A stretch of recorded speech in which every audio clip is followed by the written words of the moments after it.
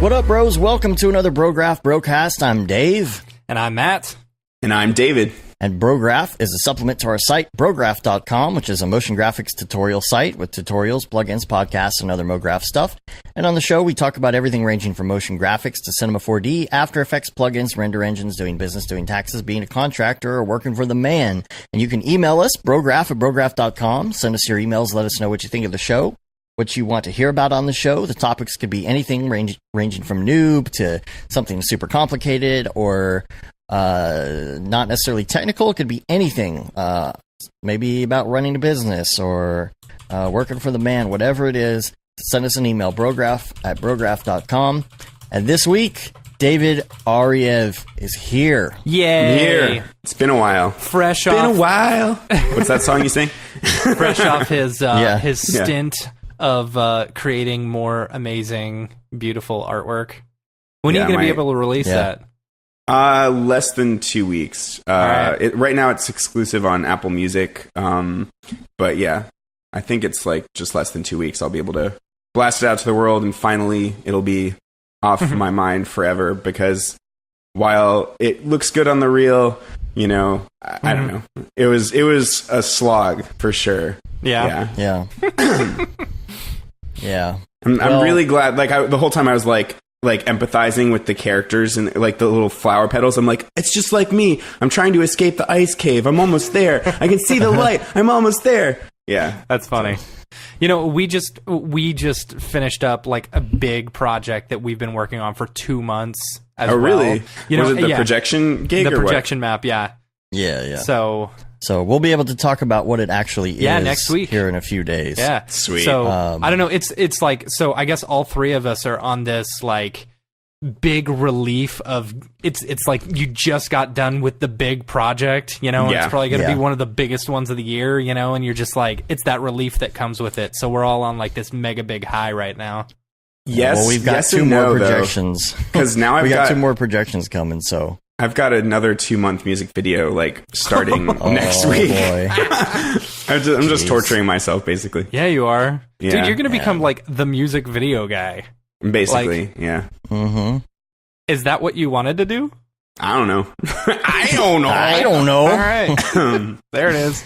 If it lets me make like full CG stuff, then I'm all about it, you know, so yeah. But I mean, it gets overwhelming to do like all these hard projects. Like last week I did like a super easy removals project, and I was like, wow, this is great. I'm making money. I'm not thinking. I'm listening to podcasts. This is the best. Why am I doing this to myself? All this learning and growing is terrible. But that'll get tedious too, you know? Yeah. Yeah, So- it's true. And You gotta the mix it up. $750 electric bill. Yes, that was Right. awesome. Yeah, seriously, man, I don't understand that. I've never had any major spikes in electricity. I think it's partially California prices, and then Probably. also because I'm running so many cards, and now it's going to be even more. Like I just reinvested. And now I'm going to have 8 1080 Ti's and 2 980 Ti's. So yeah. You know, I'm saving up. I'm gonna build a new system next month, by the by, and so I'm gonna put like something, you know, mid range in it because I'm gonna wait for the 1180s and fill it up with 1180s. Yeah, that's a good idea. I'll do that for my third system. I think my goal ultimately is to have 8 1080 Ti's and then another system with 4 whatever the next card is, you know, 1180 Ti. So I'll wait for that on the third system. Yeah. Those are supposed to be pretty killer. So, you know, I hold think on, I'm going to quick. try and do that build live. Yeah. Nice. That's That'll be awesome. cool. Yeah. With all so the frustration I was and with the new house that we're moving into, you know, I was looking at different electricity plans because I wanted to make sure that I was getting the best one. They have some electricity plans where they don't charge you anything at night. And I was thinking, that might be That's a good idea. 'cause Do then all I the could, renders at night. Do all my renders at night. that's a great idea. That's true. But if you look at those plans, really, you end up paying a lot more during the day. Yeah. You got to go to powertochoose.org You know, if you live in I Texas. did that, it's the and best. it's like, but I use so much electricity every month that it's like, it doesn't make any of it worth it. I don't know. Anyway. Yeah. Well, no, that's a great place to go in order to find the lowest per, what is it? Lowest per kilowatt hour or something. Per kilowatt hour? Yeah. Yeah. People keep like advising me to get a bunch of solar panels.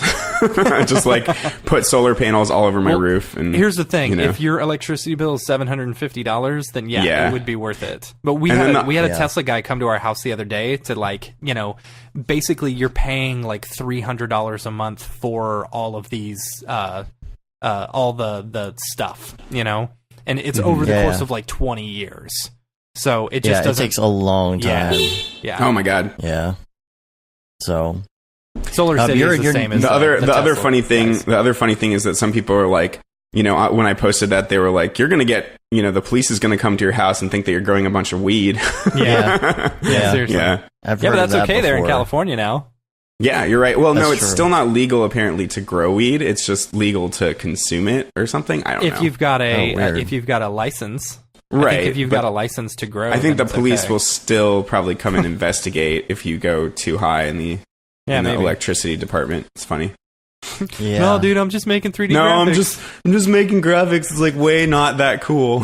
It's just pictures of weed. Yeah, exactly. Pictures. Just beautiful renders with people on weed transmission. Yeah, exactly. Yeah. Right. Yeah. The KFC stuff. So you're in your new setup, by the way. I know, it's awesome. Finally, it's taken like practically 6 months, and Schmoopy headed up this project, and it took like contracts and upgrading the panel, and then getting all the electric. We did all the drywall, the floors, what else? The new garage door. There's like a tankless water heater right there. Oh, there's tankless. Like all of That's nice. Yeah, it's dope. Infinite hot water, and then we've got like all of the awesome. cabinets that they installed. My desk was a hassle. Like they had to come back like 3 times. They screwed it up the first like 2 times, and it's still a little janky. They've got to fix it one last time, but it's all good. It's basically done now, so definitely awesome. happy about that. Now I've got like the legit work-life balance, hopefully, and where you can just basically leave your office and go into your house. Right? Yeah, and actually have fun and not be staring at the computers. Thanks, honey. My food's here. Nice. Schmoopy delivery. Schmoopy delivery. How can I help you? Awesome. All right, So, you guys talk. I'm going to eat. All right.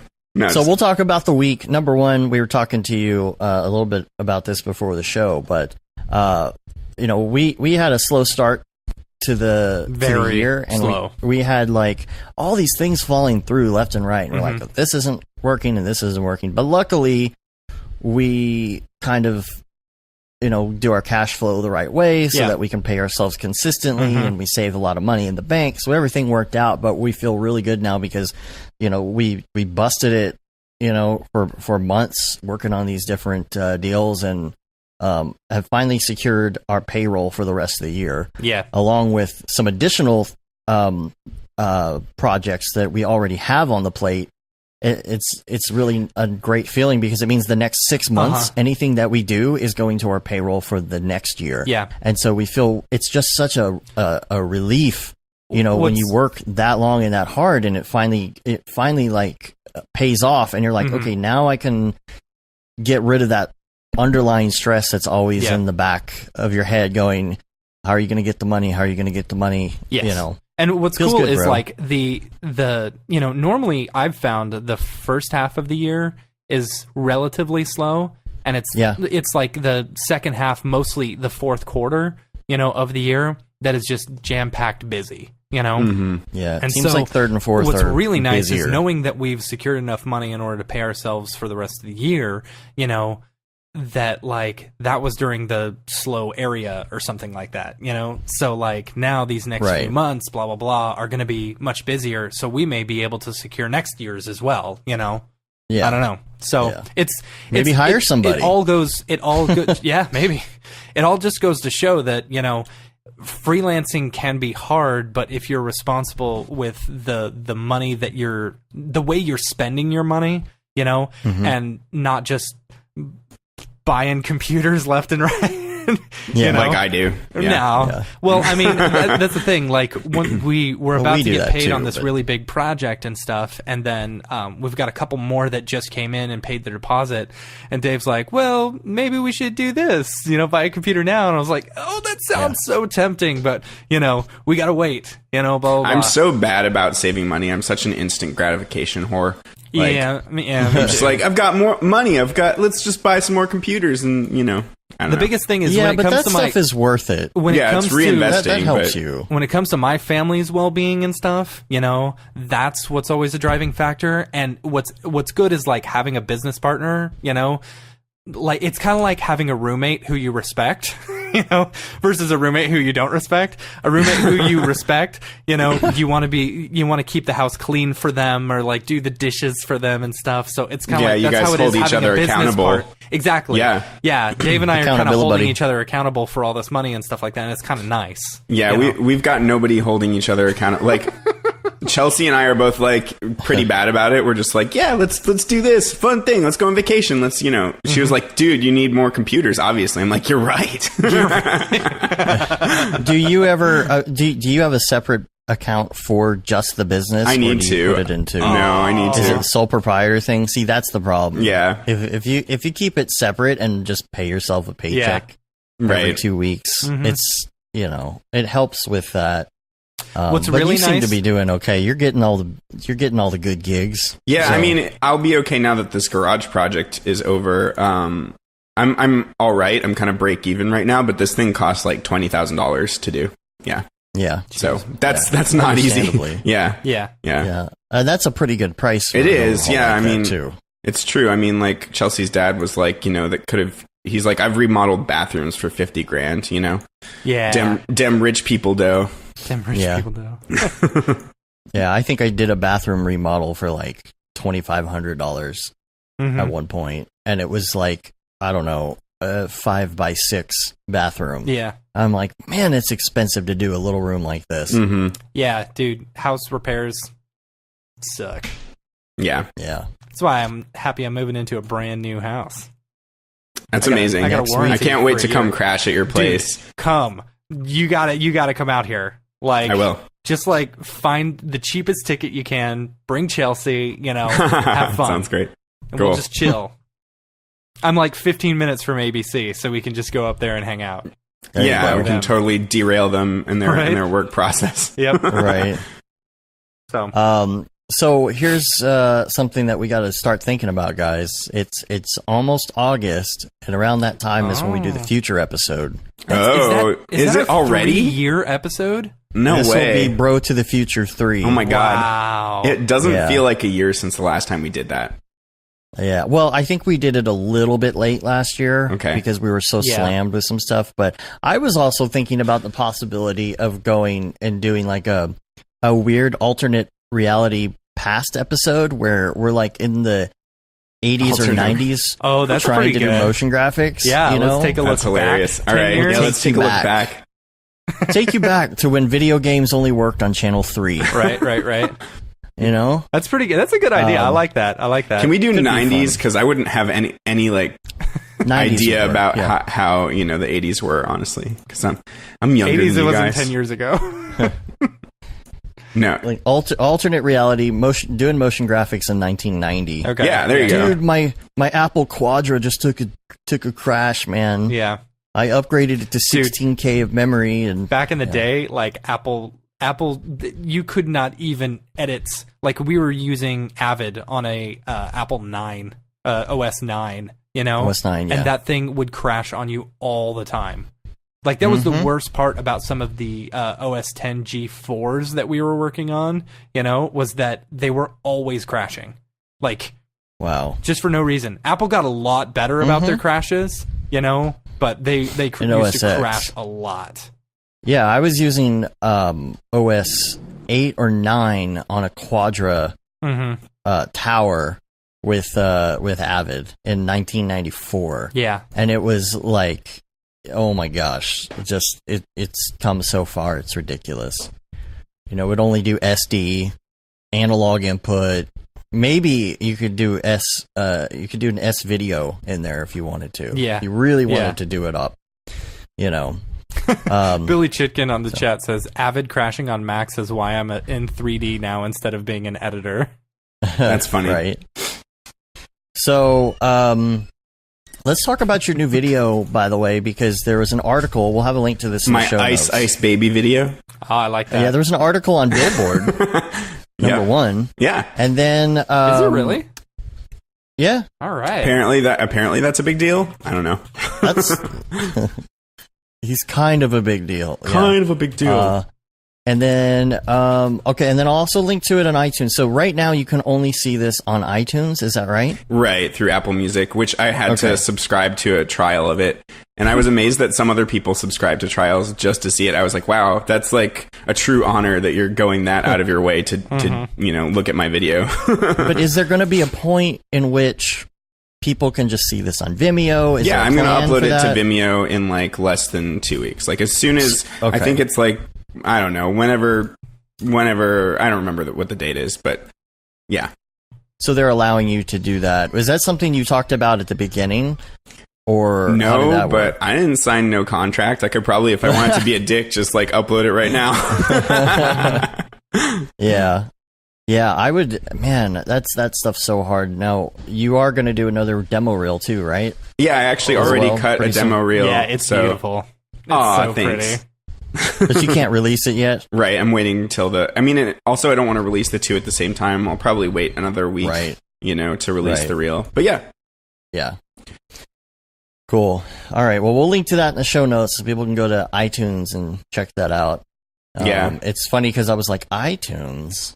Yeah, it's like, what's that? Yeah, right? Yeah. No, I don't want to install that on my computer. What are you, crazy? Exactly. Oh, so gross. Yeah. Yeah. Well, luckily I've already seen it, so yeah, you know. Yeah, I don't need to. Yeah. I showed my mom a video. She liked it. That's awesome.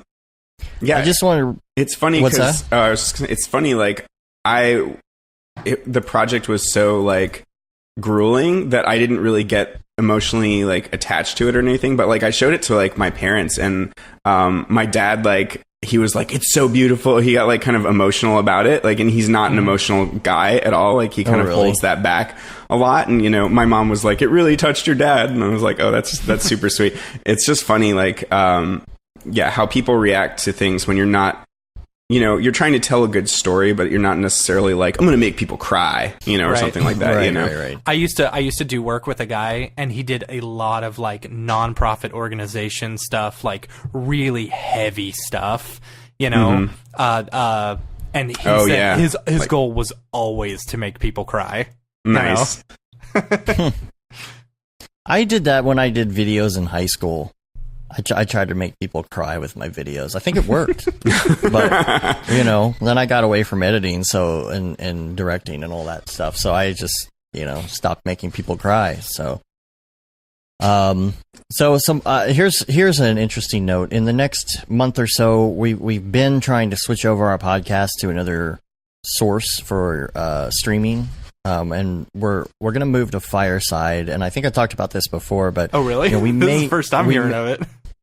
Well, you and I agreed on it because we're making payments on the new podcasting service. Yeah. Okay. But it's going to be kind of a hassle to do this switch, and in the meantime, I've been having issues with Squarespace because Squarespace is set up to do podcasts. They allow you to host podcasts, right? But you can only go up to like 160 meg. And you should see, I won't get into like the details, but you should see this customer support thread I had with Squarespace. And I was just like, you know, this is why you guys are not a sponsor on the show. This is why they'll never be a sponsor. Right. Like on these other podcasts, you know. It took me, like building sites on Squarespace, it took me about a month to finally realize, you know, the user interface and how convoluted everything was. But yeah, uploading stuff sucks. Yeah, and I kind of hit them up about this because like the file size on the show in general is about 140 megabytes or something, right? Okay, that's not a big deal. So we started talking about it in terms of 100 megabyte file, just to make it easier, right? And so I have to send I always upload the show to Dropbox as well. Mm-hmm. And I'm like, okay, grab this file, put it into, there's a video version of the show as well on YouTube and Vimeo and all the places, right? Mm-hmm. So it uploads to Dropbox at, I don't know, in about 15 seconds. Right. Okay. It uploads to Squarespace in about 20 minutes. Yeah. 20 minutes for 100 meg file, right? And so I'm getting in this whole thread with them about this. They're like, well, you could link to an external server. I'm like, I don't want to pay for another podcast host so I can put it into my podcast host. Right. You realize how stupid that sounds, right? And they're like, well, yeah, but we're really not set up for blah, blah, blah over 160 megabytes. I'm like, but this is under 160 megabytes. He was like, well, did something change with your internet service? I was like, no. It times out. It does all of this stuff all the time, consistently for the last 2 or 3 months. And so then I said, my Dropbox goes so quick. Why can't you guys just help me with this? Mm-hmm. Why don't you help me? By taking this to customer support, like tier 2, and fix this issue. And it's just like, what kind of customer support is it? It literally, the end result was they said, well, maybe you should use a different service. I'm like, really? So and they even showed how to migrate your stuff off of your website to another service. Oh, that's not bad. I'm like, okay, so this is your answer to your customer service, is to tell people to go somewhere else. Yeah. And I figured it out. I figured out the numbers. Their upload speed is 1 megabit. That's ridiculous. 1 megabit. That's and I'm ridiculous. like, you can't give me a little bit more. It was just a whole bunch of excuses. And I'm just like, oh, okay. So, and they're like, well, you could link to Dropbox as your external. I'm like, Dropbox will cut it off. If you have too many people go to a Dropbox link, they cut you off. I'm like, when 15,000 listeners download this, like the first 50 of them maybe will get the file, and then it will cut me off. I'm like, why am I paying you? So, if you're going to host your podcast somewhere, do not use Squarespace. Mm-hmm. Is the basic lesson from that. But it just blew my mind that customer support would say the solution is for you to not use this anymore. Yeah. So, yep. Couple other notes from the week. Good notes. On iPad, especially if you have one of the big iPads, Good Notes is a really, really great piece of software. It allows you to write using the Apple Pencil. You can storyboard, so like you can bring in things if you want to storyboard something or sketch something out. Mm-hmm. You can do like a little book. So I'm writing the Beeple's People notes. See, we gotta team up on this, because I already got like I had an idea about that. Go. I have a really fun idea on this. I'm almost thinking we can collab, but mm-hmm. I almost feel like we should each write our own book. Yeah, and there would be alternate universes of People's People. Okay. Like we could see, and then it would be fun to see what the similarities end up being. Yeah. In between the two books, and then there would be a volume 1 and a volume 2 from parallel universes. Well, these could be, the story from Beeple's People. Yeah. So I'm digging that. All right. But so Good Notes, check that out. Then the other thing is, I mentioned the Gmail upgrade that happened. You can beta test it, and it's pretty stable. I don't think I have access to that yet. Yeah, I don't think I do either. Yeah. I don't even know how I got access to it, but like the design is a lot better, the snoozing, all of that in there. But what I'm blown away, no idea what kind of voodoo this is, but the auto responses. Because I use auto responses now in so many emails, and it's so dead on, it's scary. Like, weird. If somebody, like a client will write you and they'll say, hey, now this is an easy one, right? I think we need to set up that meeting for tomorrow at such and such time. Mm-hmm. And you're like, okay, sounds good. And you click the auto response. Either yes, I can do that. No, I can't do that. But this one the other day, I don't even remember what it was, but somebody said something so specific, and it gave such a specific auto response. I was like, how do you get that from my email? It's almost like somebody's... like it actually gives the day rate and stuff like that. Oh my God. It's almost like it's a Mechanical Turk or something. Like there's actually a person reading my email and like doing these custom responses, but it's really good. So check that out. AI is getting also creepy, dude. I know. So weird. It's Kubernetes. Kubernetes. It's all about them Kubernetes. Yeah. It's Merc actually who's in the he's in the Gmails. Yeah. So Merc's not real. He's part of AI. Yeah. He is part of the Kubernetes. The other thing, speaking of Merc, real quick though, he for his most recent plugin, he named each topology from the Topoformer some different CG artist. So he emailed me and I got to pick one. Oh, that's hilarious! So there's there's a David Ariev noise, which is freaking hilarious. I like that. And what is that? I don't know. How does I got kind of last pick because Beeple and Ash Thorpe and all the other really good artists got to pick the good stuff, but I got something. How did you what is the noise based on? Is it maybe it's based on a picture of you or something? No. How does that work? It's just he just contacted all these different artists and asked them to pick. Just name dropping. Yeah. So, but use my noise type. Sage said the Mercanettes. The Mercanettes. Mercanettes. Yeah. Arievanettis. That's your noise. Oh, that's hilarious. And then lastly, for the week wrap up, I just wanted to just do a reminder that Liam will be live this week on Thursday. Nice. I'm I usually text him, but I'm assuming that's the case since we're every other week now. So just look for that. I'll post a thing on Twitter. So let's get to Ravcock. What's your flavor? What's your flavor? Okay, can I just say, is it Baskin Robbins now who stole our thing? Oh, so I saw that. Have you seen that? No, what is it? They stole What's Your Flavor? That's in their commercials. Oh, now. No way.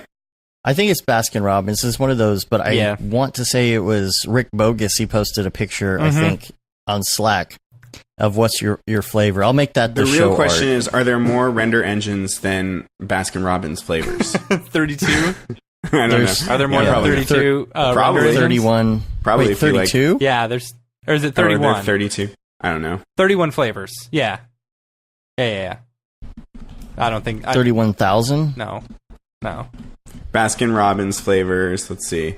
It's 31 because you can see it in their logo. It's one of my favorite logos. They've got the B and the R, and they highlight a 31 within the Baskin Robbins logo. It's super cool. Oh, it's sweet. One of those things you can't ever unsee, like FedEx. Like FedEx, yeah. Yeah. Yeah, or the like Tostitos, people eating chips out of the bowl. Yes. Mm-hmm. Yeah. Mm-hmm. We'll never unsee it. My gosh, my kid is so loud. So you have a hard out, right? I Matt? do. Yeah, I'm probably gonna leave here in 10 minutes. I'm moving my house. Oh. So after Ravcock, David and I will talk about these topics together. Cool. So in Ravcock, I forgot to mention this last week. I just thought this was funny. Somebody posted screenshots of this somewhere, but there's this Octane user that was in the Facebook group arguing with Jules. I didn't realize who Jules was. Really? Did you see that? That's hilarious. No, tell me what happened.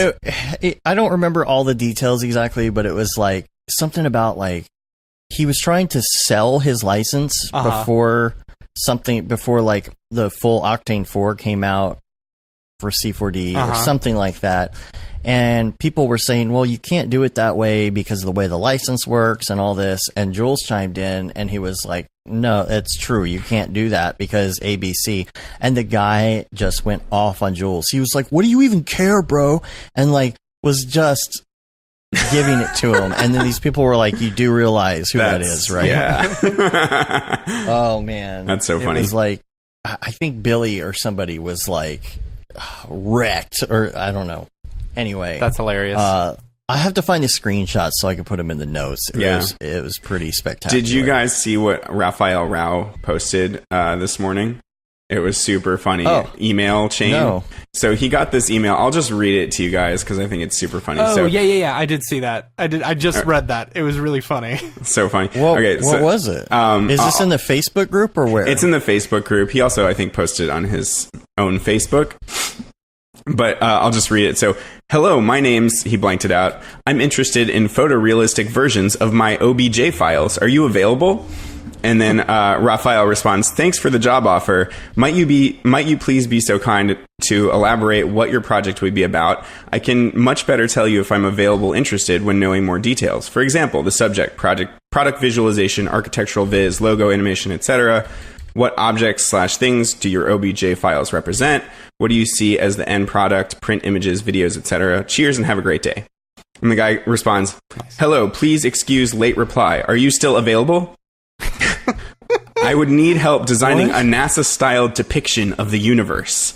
I have 90% of the pieces." A NASA of the universe. Of the universe. Okay. I just want the universe. "I have 90% of the pieces already completed, just needing minor tweaks and realistic texture. The files are manufactured pieces that represent parts of space." The end Okay. "The end product is similar to a collage, how we will put them all together. If you're interested in such an opportunity, let me. I have a $3,000 budget. I can't reveal much more if we aren't working, due to the proprietary nature of this information. Thanks."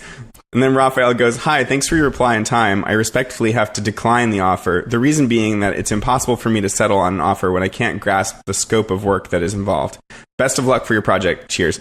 So the guy goes, "No problem. You are now cursed to suffer in hell. Now and once you pass for trying to save yourself and sacrifice another. You are of no use to the universe and a piece of shit for not doing what others what you would want done for yourself. An unoriginal mind like yours is not worthy of the opportunity. You will always fail at everything you do now, and you will be denied as you denied others. Keep your luck. You will need it." What in the So now world he's like in the on? cursed group. Apparently it's like a thing. Like other people responding, "Yeah, I got cursed once in an email too." That is hilarious. Oh Best email ever. There's a subreddit. Tom Glimpse said, since you are cursed now, curious if you're still considering to come to London at the IW event. There's a subreddit called Choosing Beggars.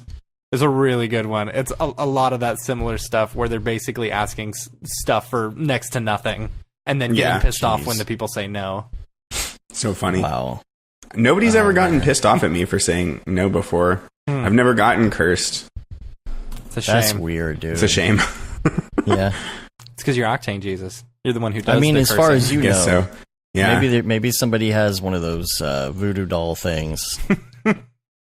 You know, with the Octane Jesus hair, and they're poking you. They're poking it because you didn't work on their project. There was one guy in the Facebook chat that like got into a war with me and just kept being like, "If you want to report me to Tom Glimpse, go for it, girl. Go for it." I'm like, "Whoa, girl? Dude." Yeah, he was like just calling me girl, like that's an insult or something. It's so weird. I was just laughing. Call you a snowflake and a cuck too, or I don't know. Yeah, that dude was super super weird, and I just like blocked him. But yeah, that was the only time I've ever had an issue with somebody. And I kind of called him out for being like a total dick to people that were just posting their renders. He was like, "Thanks for the daily spam," like, you know, just like total douche, you know. That's the point. People post their renders. Yeah, it's like that's the point of the Facebook group, dude. Like, chill out. Yeah, those types of people, like, that is not what this community is about. Not at all. No. Like, nope. At all. Like, this is like the best community. If you're going to be like that, then you probably don't belong in this community. No. Just go somewhere else. Yeah. Man. Couple other things in Octane. This is interesting. There's a user on the Otoy forums, Nuno1980, and he posted this huge description about true specular materials and formulas for dispersion. Mm-hmm. It's so over my head, but I was like, man, people cool. Like thank God people like can do this and spend the time doing this. Yeah, because, seriously. You know, this is amazing. And then Raphael as well, he posted something along the lines of this week too, because Chris Pretty had asked a question about the standard way to bring in textures from Polygon to Octane. So he did this whole video and went into how to set the gammas, like color is 2.2 diffuse, reflection is gamma 1, specular OSL input back into a specular. Like, he goes through this whole description and does a video and has this OSL script, and I'm just like, man, like I actually used an OSL script for the first time a couple weeks ago. I was just messing around. Yeah. But I found something on Otoy's forum for something called chaos mapping, and I wanted to use it because the name just sounds cool. I'm like, whoa, I'm going to use chaos mapping. But basically it just like jumbles up the material so that like if you've got a bunch of repetitions, it no longer becomes obvious that it's repeating because it's like using this Voronoi pattern. Yeah, I've seen that. Yeah, it was really cool. And it was, I can't remember, but yeah, it's just a matter of like copying and pasting the code into the OSL node. Yep. So it's pretty easy to do, actually. Nice. Yes. Yep. Cool. So, so you do most of your stuff, including your post, like your look and everything in Octane. Yeah. You don't really take it out and bring it into like After Effects or anything. So, my question for you is, have you ever had to go back and do a render region on anything? Interestingly, on the last shot of my music video, I had an issue with the displacement, or like I think I had the Phong tag, or no, the displacement was set to a mode where the Phong angle was showing up on some of the curves just on the right half of the frame. There was just this one little section that after the fact I zoomed in and noticed that there are all these like jagged angles, and I was like, crap, I can't re-render this whole thing and still meet the deadline. Right. And so I set it to like smooth, like normal. There's like 3 different displacement modes now for how it reacts with the normal or something like that. Yeah.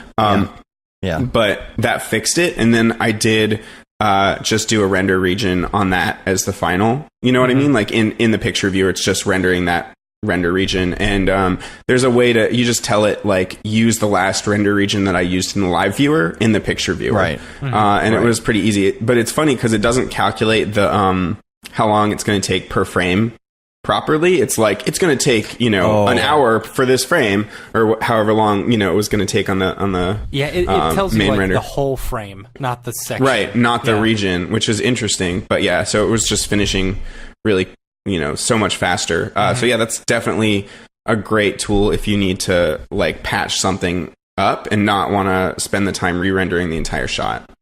Well, see, on this deal that we were doing, there's a boombox in it, right? It's the classic one that Beeple uses. And we bought it off of Turbo Squid, and we had to kind of retexture it and put a lot of emissive textures on it. And so there's a little dial that goes across like the radio stations, and it was just sitting there kind of blocking the stations, and you couldn't really tell what it was. And so the client was like, can you take that out? And I'm like, oh man, that's a 48-hour render on four 1080s. And so let me do that. So I go through and I set the render regions and all that. The problem that I had was that it calculates the post effects on top of it. Yeah, it does. And so like it didn't match up at all. And I was like, well, I could come in here and try and match it and feather it and do all this other stuff. I did like put a mask in there and feathered the mask because it wouldn't. So it was different? Slightly, yeah. I mean, not enough that it wasn't. I was lucky because the shot is a very slow moving camera.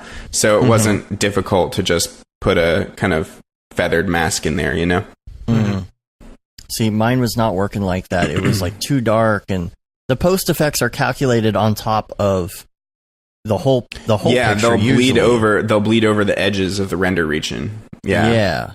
And so that's the issue I was having, and it looked like this weird inset inner shadow thing. That sucks. So I was like, well, I guess I'm re-rendering it. So I re-rendered for another 48 hours. That's because awful. Of this little box, and I'm like, Yeah. So just a little tip there. If you're thinking you can go back and do render regions, it may or may not work out for you. Yeah. I did a render region and it worked fine for me. Yeah. Cool. I didn't have to do anything. So what do you think about the Redshift post effects, by the way? I haven't looked deeply enough into it. It's really cool that they've got actual lens flares though. That makes me jelly.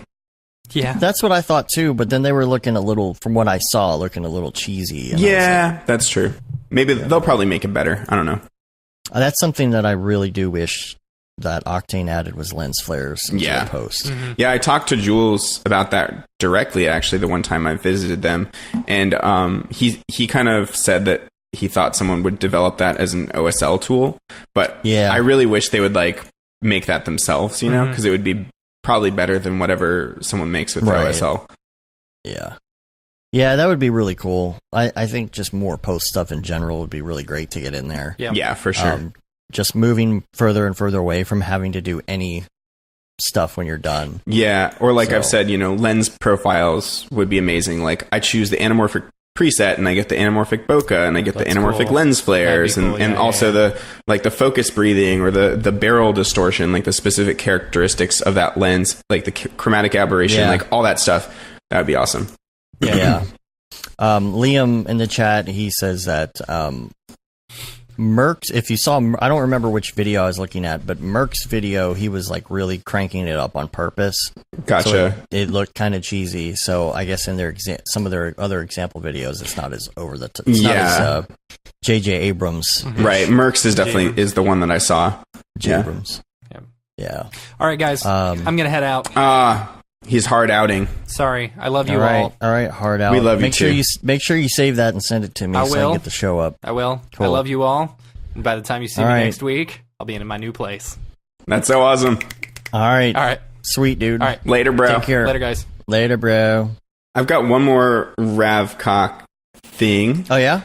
I think so. Yeah, so on the last shot in my video, which is, it's kind of annoying because I can't show it yet, so you'll have to just imagine, but there are these little, you know, there's a big ice cave, and there's this hole in the ceiling where I've got X-particle snow falling, and these petals flying towards the hole in the ceiling, kind of escaping the ice caves. So I wanted to have like a beam of sunlight in addition coming from outside because I thought that would be pretty, but I couldn't get both like a pretty angle on the sunlight coming through the ice in the cave and get the God rays at the same angle that I wanted, if that makes sense. So like there was one angle that looked really good for the lighting, but then there was another angle that actually got me strong God rays. So I did this trick that my buddy Ryan Talbot told me about. Which is rather than I know? Wait, Ryan. He's in the Octane Facebook group. He did the Substance Painter like to Octane bridge tutorial and like yes. Yeah, he's really good. He's been going to the Orange County meetups and he lives like around that area, and he's come to San Diego a couple times and I've gotten lunch with him a couple times. Super nice dude and like extremely talented, really good at Substance, but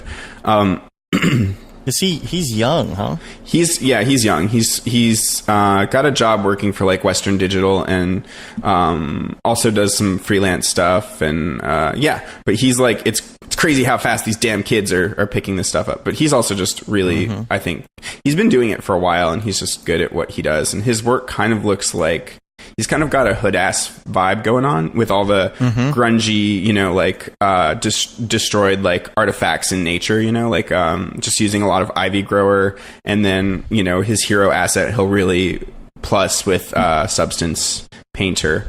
But anyway, he told me about this trick where rather than rendering like a full volumetric pass to beef up the volumetrics, you can just like create a new scene and set all the materials to black. So just create your own pass basically, but when you set all the materials to black, the volumetrics calculate so much faster. Like it took, you know, like this scene was taking like 20 minutes per frame on 4 1080 Ti's, you know, for everything altogether, but then just for the volumetrics with the black materials, it was like less than a minute per frame, I'm pretty sure. And it lets you kind of isolate those volumetrics and then just screen them over top, you know, so you can really beef them up and get additional God rays. So that was really helpful. Kind of like what you guys were doing with Redshift, you know, just using it as a volumetric renderer to augment Octane. But yeah, I think this idea like really makes it possible in Octane and makes the volumetrics like really clean and fast to get access to. So I might include that in a tutorial soon. I've already done a lot of God rays stuff, but this is kind of an interesting way to add more volumetrics without a ton of render time cost, you know? Yeah, I was going to ask you, are you doing any more tutorials soon? Yeah, this week, actually, I'm trying to bust out as many as I can. Yeah, it's going to be like Kit Bash 3D stuff, so I'm partnering with Kit Bash. So I'm thinking, I've got like 3 ideas or more. It's like hard to choose. Like one is like a space colony, either on the moon or on Mars.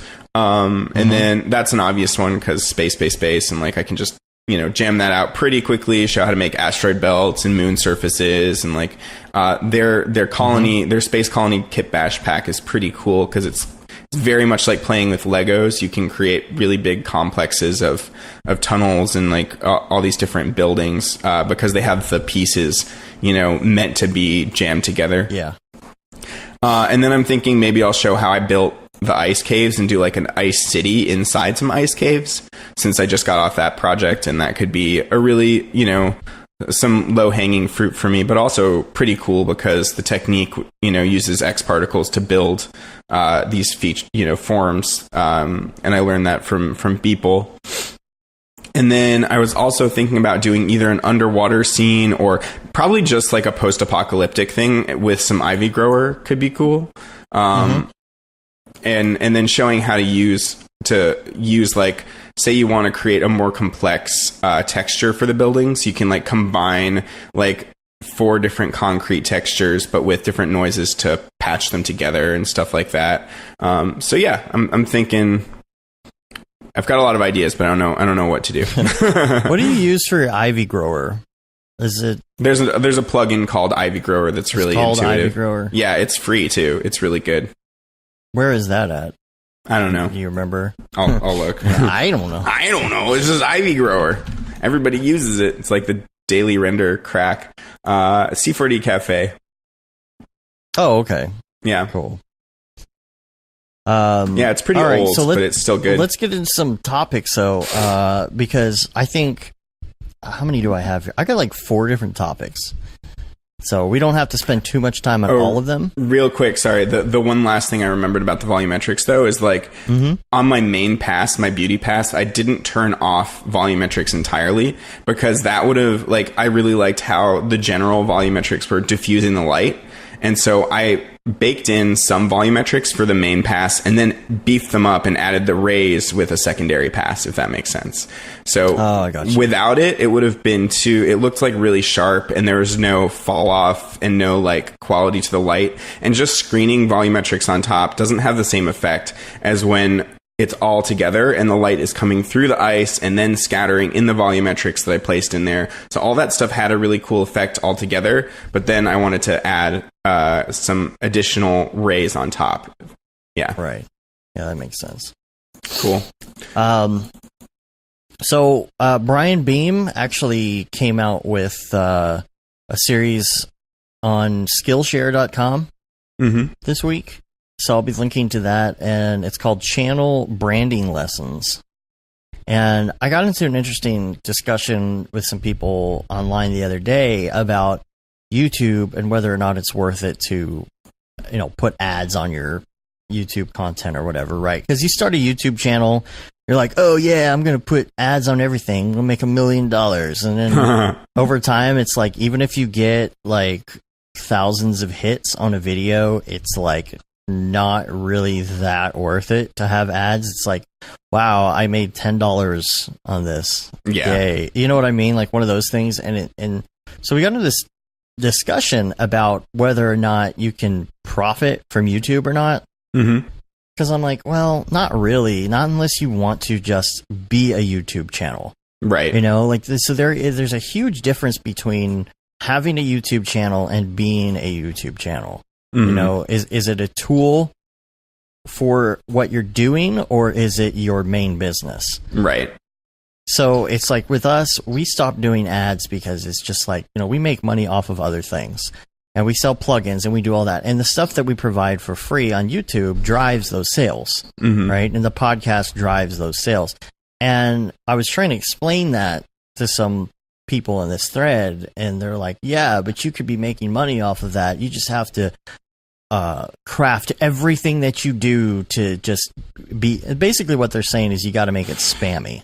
Yeah, that sounds awful. I don't want to, like, that would like, I feel like you'd lose listeners. I wouldn't want to listen to the podcast if it were super, spammy, or if like all the YouTube stuff was like, had all of this advertising and like, product placement bullshit. It's just not fun.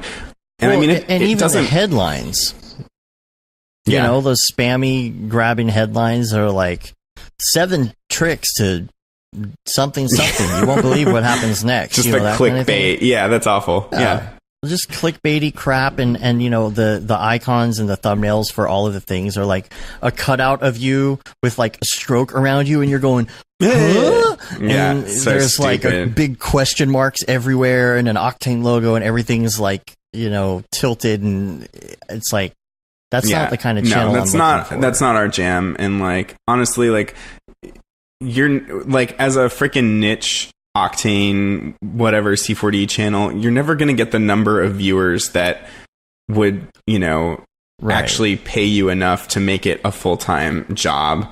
It's just never going to happen. Yeah. And that's what I told them. I'm like, if you want to start a channel and the whole purpose of the channel is to be a channel, like I'm all about YouTube and all about like getting hits on my YouTube. But see, like that's not what I do on my day-to-day.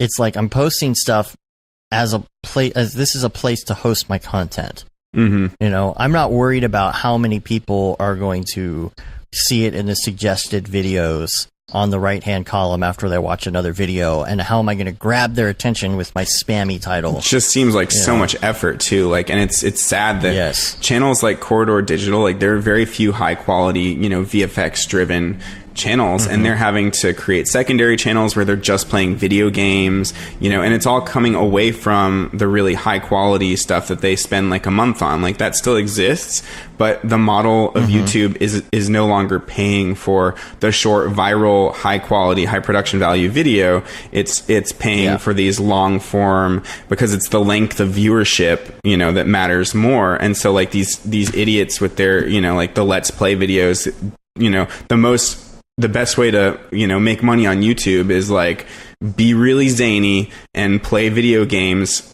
and like all the kids will watch it. PewDiePie, like kind of crap. And like, it's just, it's drivel, and it's sad that YouTube has kind of declined. Like, Rocket Jump kind of went out of business because of that. Like partially they expanded too fast apparently, but the model changed. And like, that was one of the things that really inspired me to get into, VFX and motion graphics initially, was watching Freddie Wong and Corridor Digital's videos. Yeah, I was going to say Freddie Wong too.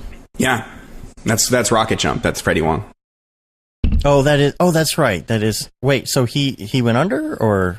Yeah, I mean, not fully. Like, they're still releasing YouTube videos, but they expanded. Like, they did this big series called Video Game High School, and then they did, I don't know, like another big, like they had their own Hulu show, and then they had a show after that. They had expanded to a huge team and like a really big office, and they may have done that too quickly, and then at some point, I think that they had to like fire everybody basically, they pretty much went out of business. So it's pretty sad that the model is no longer working, because it's exciting to see people that are just, comedians and like want to, and making really fresh, original content, not have a really good platform to do that, like an indie platform to do that. It's frustrating. Yeah. The stuff that Freddie was like, I think I bought the Video Game High School series, because it's like that's who he is, and I know this is going to be good, and everything he was doing was like, I mean, the amount of subscribers he has, the amount of subscribers that Corridor Digital has is just insane, and it's absurd. But there are other reasons that it's not like they're sitting there doing Octane tutorials, right? That's why they have so many. I mean, even in After Effects, if you're doing After Effects stuff, the audience is bigger. It is. But you have to be built to do that, like they are, and you have to realize that this is going to be, you're going to, eat, sleep, breathe YouTube. Yeah, I mean, EJ's like the person to talk to about this stuff. Like, he's very good at, knowing when to post. He's like, you got to post on Tuesday, you got to do this. And like, I just like defer to him for everything. But like, even he's not making much money off of the advertising, and I that's not Video Copilot's model either. Their model is also driving people to plugin sales and whatever else. It's not the advertising. Even though he's got millions of views on many of his tutorials, I doubt it makes them that much revenue compared to the plugin sales. Yeah, it's a tool to sell plugins. Yeah, exactly. So I'm going to do a link because he's doing these channel branding lessons. So there are certain things that you do want to do regardless, and so check that out. The other thing I wanted to talk about was Facebook friending clients. Oh yeah, that's super awkward, isn't it? Because I just did that with, I didn't Facebook friend them, but they friended me, and it's kind of like, oh, now I have to like watch my back with everything I post, and I can't bitch as much, and stuff like that. I mean, it's not good. It's not good practice to bitch about your clients ever, but sometimes you just really, really want to. Well, it's not just that. It's that when you're working, and there are two schools of thought on this, because there's number one, if you're working as a contractor, that's one thing, if it's your company. But then when you're working for somebody else, that's a whole nother thing. But it's one of those things where, like, you have a set schedule of what you do every day, for the most part, and you have times that are set aside for family time or personal time or whatever it is, right? So let's say that you're working on like 4 different projects, and then a client comes to you and they're like, well, I need this thing done really quick, and you're like, well, I can't get that done till tomorrow because I'm really slammed with this project. Yeah. Okay? You don't have to want to explain to them why then you're posting that you're on the beach having a cocktail that night. Yeah, exactly. Like, it's intrusive and invasive sometimes for them to be able to have that window into your life when everyone needs to have a life. They need weekends off, or like times where they're just spending time with their family.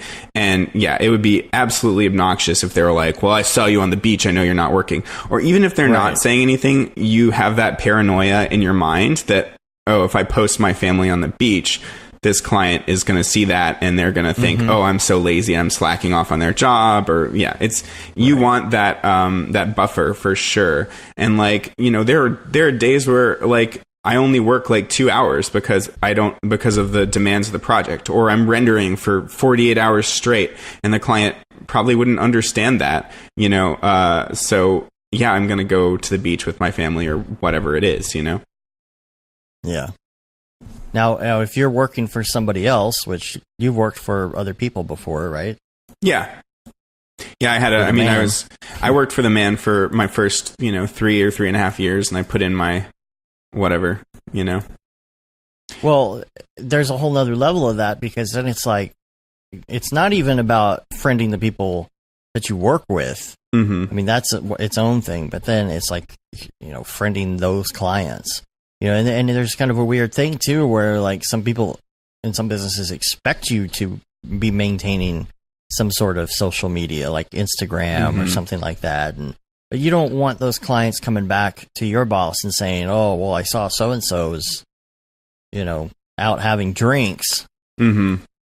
And, well, we don't really approve of that kind of culture, and then you're representing your brand. And it's like, do you really have to represent the company that you work for, even when you're going out and having fun?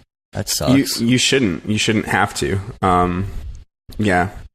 I don't know what else to say about that. Like, I feel like your identity should be separate from your company. And honestly, like most people I feel like that I see that are under the umbrella of a company, their social media is pretty downplayed because their identity is folded into that company, So it's either or. Like, either the company is like pushing you to not have your own identity, like don't post a reel, don't have, you're part of this company. Yeah. I've not heard of like companies like being like, get out there on the social medias and make sure that you're posting all your cool work so that everybody can see how cool our company is. Like, that's their responsibility. You sign up for a company because you don't want to have to do that stuff a lot of the time. You don't want to have to worry about, the making the consistent money and doing the client interaction and the social media presence and all that stuff. So I don't know. Yeah. And I think that some of it is a school of thought that Barton Damer has, which is, you're not just going to do an Instagram account that's posting your dailies or projects you worked on. If you put some things in there that actually have something personal in it, when someone's following you and clients are following you, then there's also a level of it where they're going to say, oh, well, this person's a human being as well. He's not just some robot putting stuff up. So maybe if I call him at Friday night at 7 p.m., maybe a client will think twice. And they'll be like, oh, you know what? Maybe he's with his family tonight. Maybe I shouldn't ask him to do that right now. Drop everything at 7 p.m. on a Friday. Yeah, because he's not just Kubernetes. Right. He's not. And so there are ups and downs to that, but it's something where you have to really be careful. I mean, I don't add anybody on Facebook that I haven't met pretty well and know pretty well, like met in real life, or people that I haven't met in real life that I'm friends with on the internet only. Like, I have to have a pretty good relationship with them in some way, shape, or form before I add them. So it's not like you with everybody who's in the Octane group that adds you. Yeah. Because then you're just getting Facebook posts of all these people that you don't even know. It's just like... Yeah, most of my Facebook has turned, just like my Instagram, is like renders. Like, the vast majority of my Facebook has turned into renders, but I'm pretty okay with that. But yeah, it's funny. I mean, like, letting all the people in and just accepting anybody unless they're like, some spam porn account. That's the one time I reject. But yeah, letting those people in, though, can create opportunities. A lot of the time it's people that just want to say that they like my tutorials, but other times it's like people that actually have a job, or that I get into interesting conversations with and befriend. I'm cool. I enjoy having online friends, and I'm more of a one-on-one kind of person. I don't engage in Slack as much, not just because I'm it's like takes up so much time, but I just enjoy like the one-on-one conversations a lot of the time versus like the stream of it, yeah. Well, I don't know. Like, I'm kind of the same way. Like, I can't keep up with Slack in that manner. Like, it's just too much for me, right? So I try and do like a daily or every 2 days, go through and catch up on everything. Yeah, that's kind of, I like pop in like once a week and say hey and get overwhelmed, and then yeah, because I'll see like people will talk about you, and then you'll pop in. I guess you get an alert. I get an alert, yeah, or I just like see the mentions and stuff. Yeah. I do enjoy getting involved in that, but and I like on Instagram too, when I can go through my Instagram feed and it's just all renders. I like that, but like on Facebook. Yeah. It's a little different for me. It's like I want to know. That's more your social, your emphasis on social media. Yeah. I'm more interested in arguing about politics on there than I am looking at renders. Yeah, totally. Which, I haven't been very interested in doing that lately because I'm just tired of it. But it's just, it's such a drain. I like never engage with people on politics because I don't think that I can convince people otherwise of whatever their opinions are, and it seems like a never-ending war that gets people all rabble, but then has no positive result that I can see. I feel like my mind has changed over certain things when I see enough people posting about them, and that's a good thing. Like, I think it's good to share what your opinions are, but when people get into these heated battles and just get nasty, I like tune out. Or I mean, it's like it can be fun to watch the train wreck, I've been in those train wrecks. Oh, I know. Yeah, you love doing that.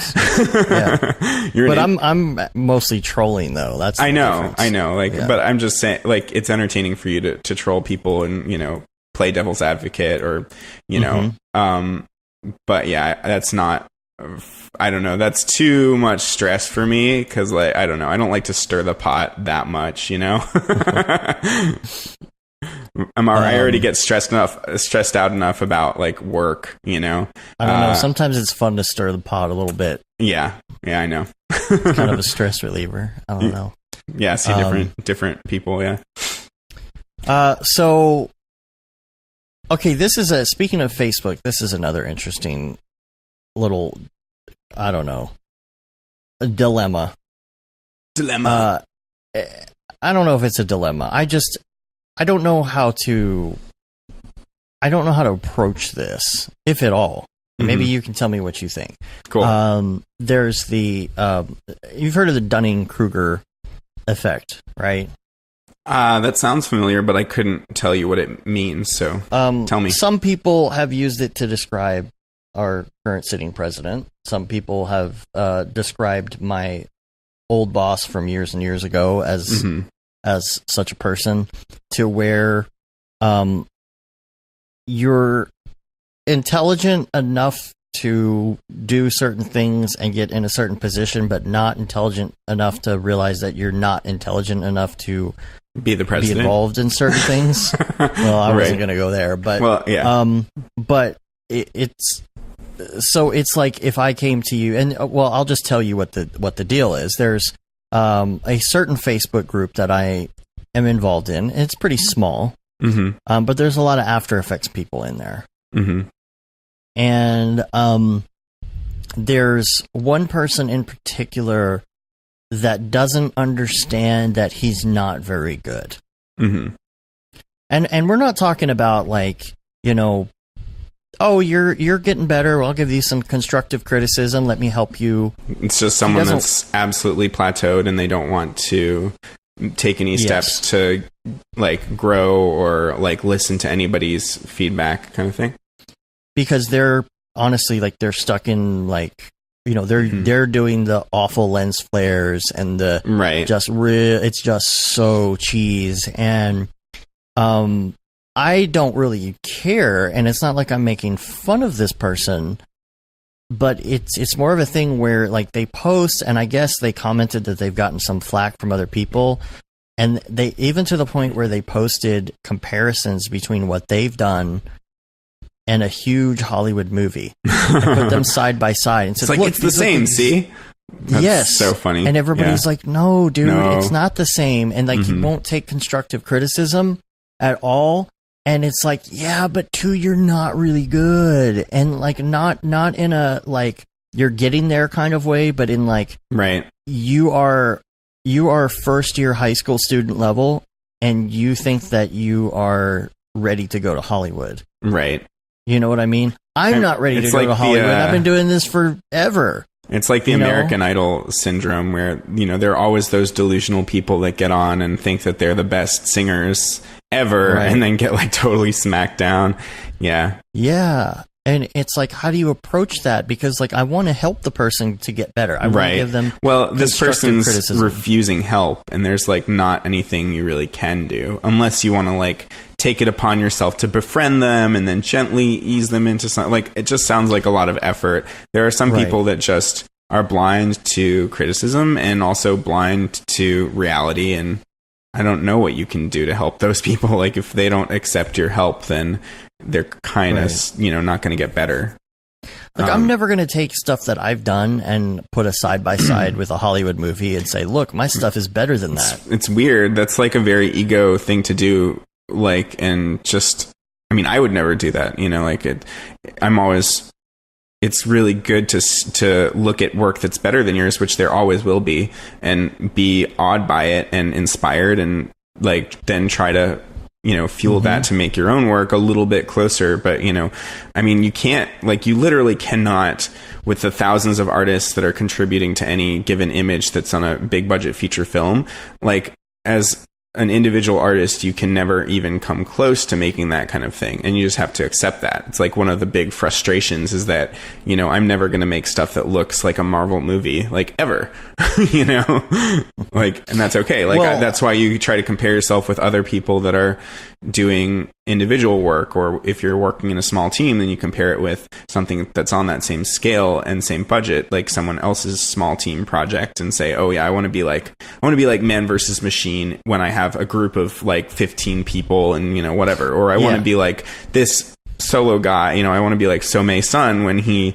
goes off for 2 months by himself and makes something incredible. Like that's you know, that's the ultimate goal to reach for, not like some feature film, you know? Well, and that's the thing. You look at the Oppo X or whatever it is, and you're like, oh my God, that's so awesome. I want to be able to do that, and I want to have the time to do that. And I want to get to that level. That if you feel that way, that means you understand that you have somewhere to go. And like that Ben Folds song, there's always someone cooler than you.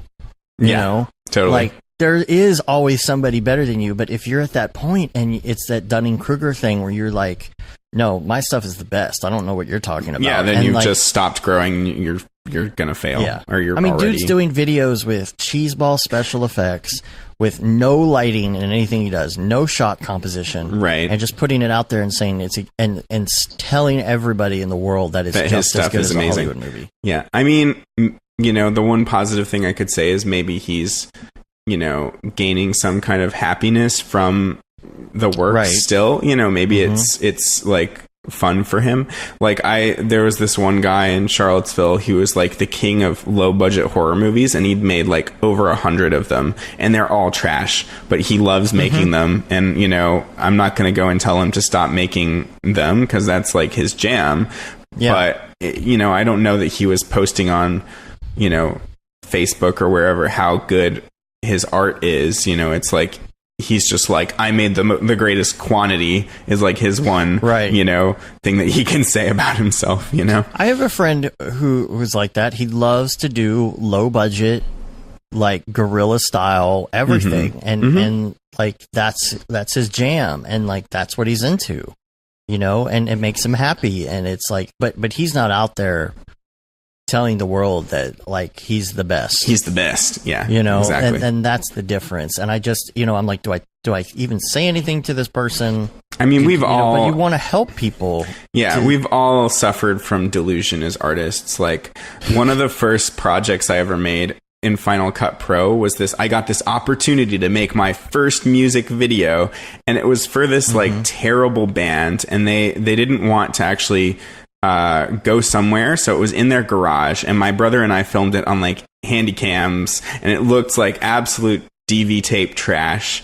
And the one cool thing they did was have the guitarist, and it wasn't even cool, it was stupid, he stood on the roof, and so like I had 1 second of him standing on the roof, and then I'm like piecing this thing together that was out of sync because they wouldn't even play to their own a track of their own song. I just recorded, so like it was a monumental effort for me to just get it to sync up as like one of my first projects. And then I'm like doing every Final Cut effect I can, like throwing, you know, selective color at everything, like making the sky all rainbow and like throwing effects at it left and right. It was like putting makeup on a pig. It was just like the most terrible, but because I had spent so long trying to make it work and just have a functional music video, I was convinced that it was the greatest project. Oh, really? Yeah, I thought it was amazing. I like put it on at the time the Something Awful forums were big, and that's where I like blasted my work. So I was like, everybody look at this, I made a music video, it's the greatest thing ever. And like they were just like, this is like the thread went to, I thought that this was a joke and that you were just like making a joke post, but actually this is just really sad. So yeah, like jokes. Yeah, I love jokes. Yeah. Love jokes. So I mean, you know, we're all, you know, subject to delusion when you put in hard work into something. So maybe this guy, you know, is like putting a lot of hard work and doesn't have access to the right resources or the right, you know, or maybe he's just, you know, blinding himself to those, it sounds like. But, you know, maybe to him it's a lot of effort and he thinks it's awesome, you know, and I don't know. It's just funny, you know. And I think that human happens beings at the are funny. beginning too. Like when you first start, when I posted my first reel that I had put together, I didn't have anything to compare it to, really.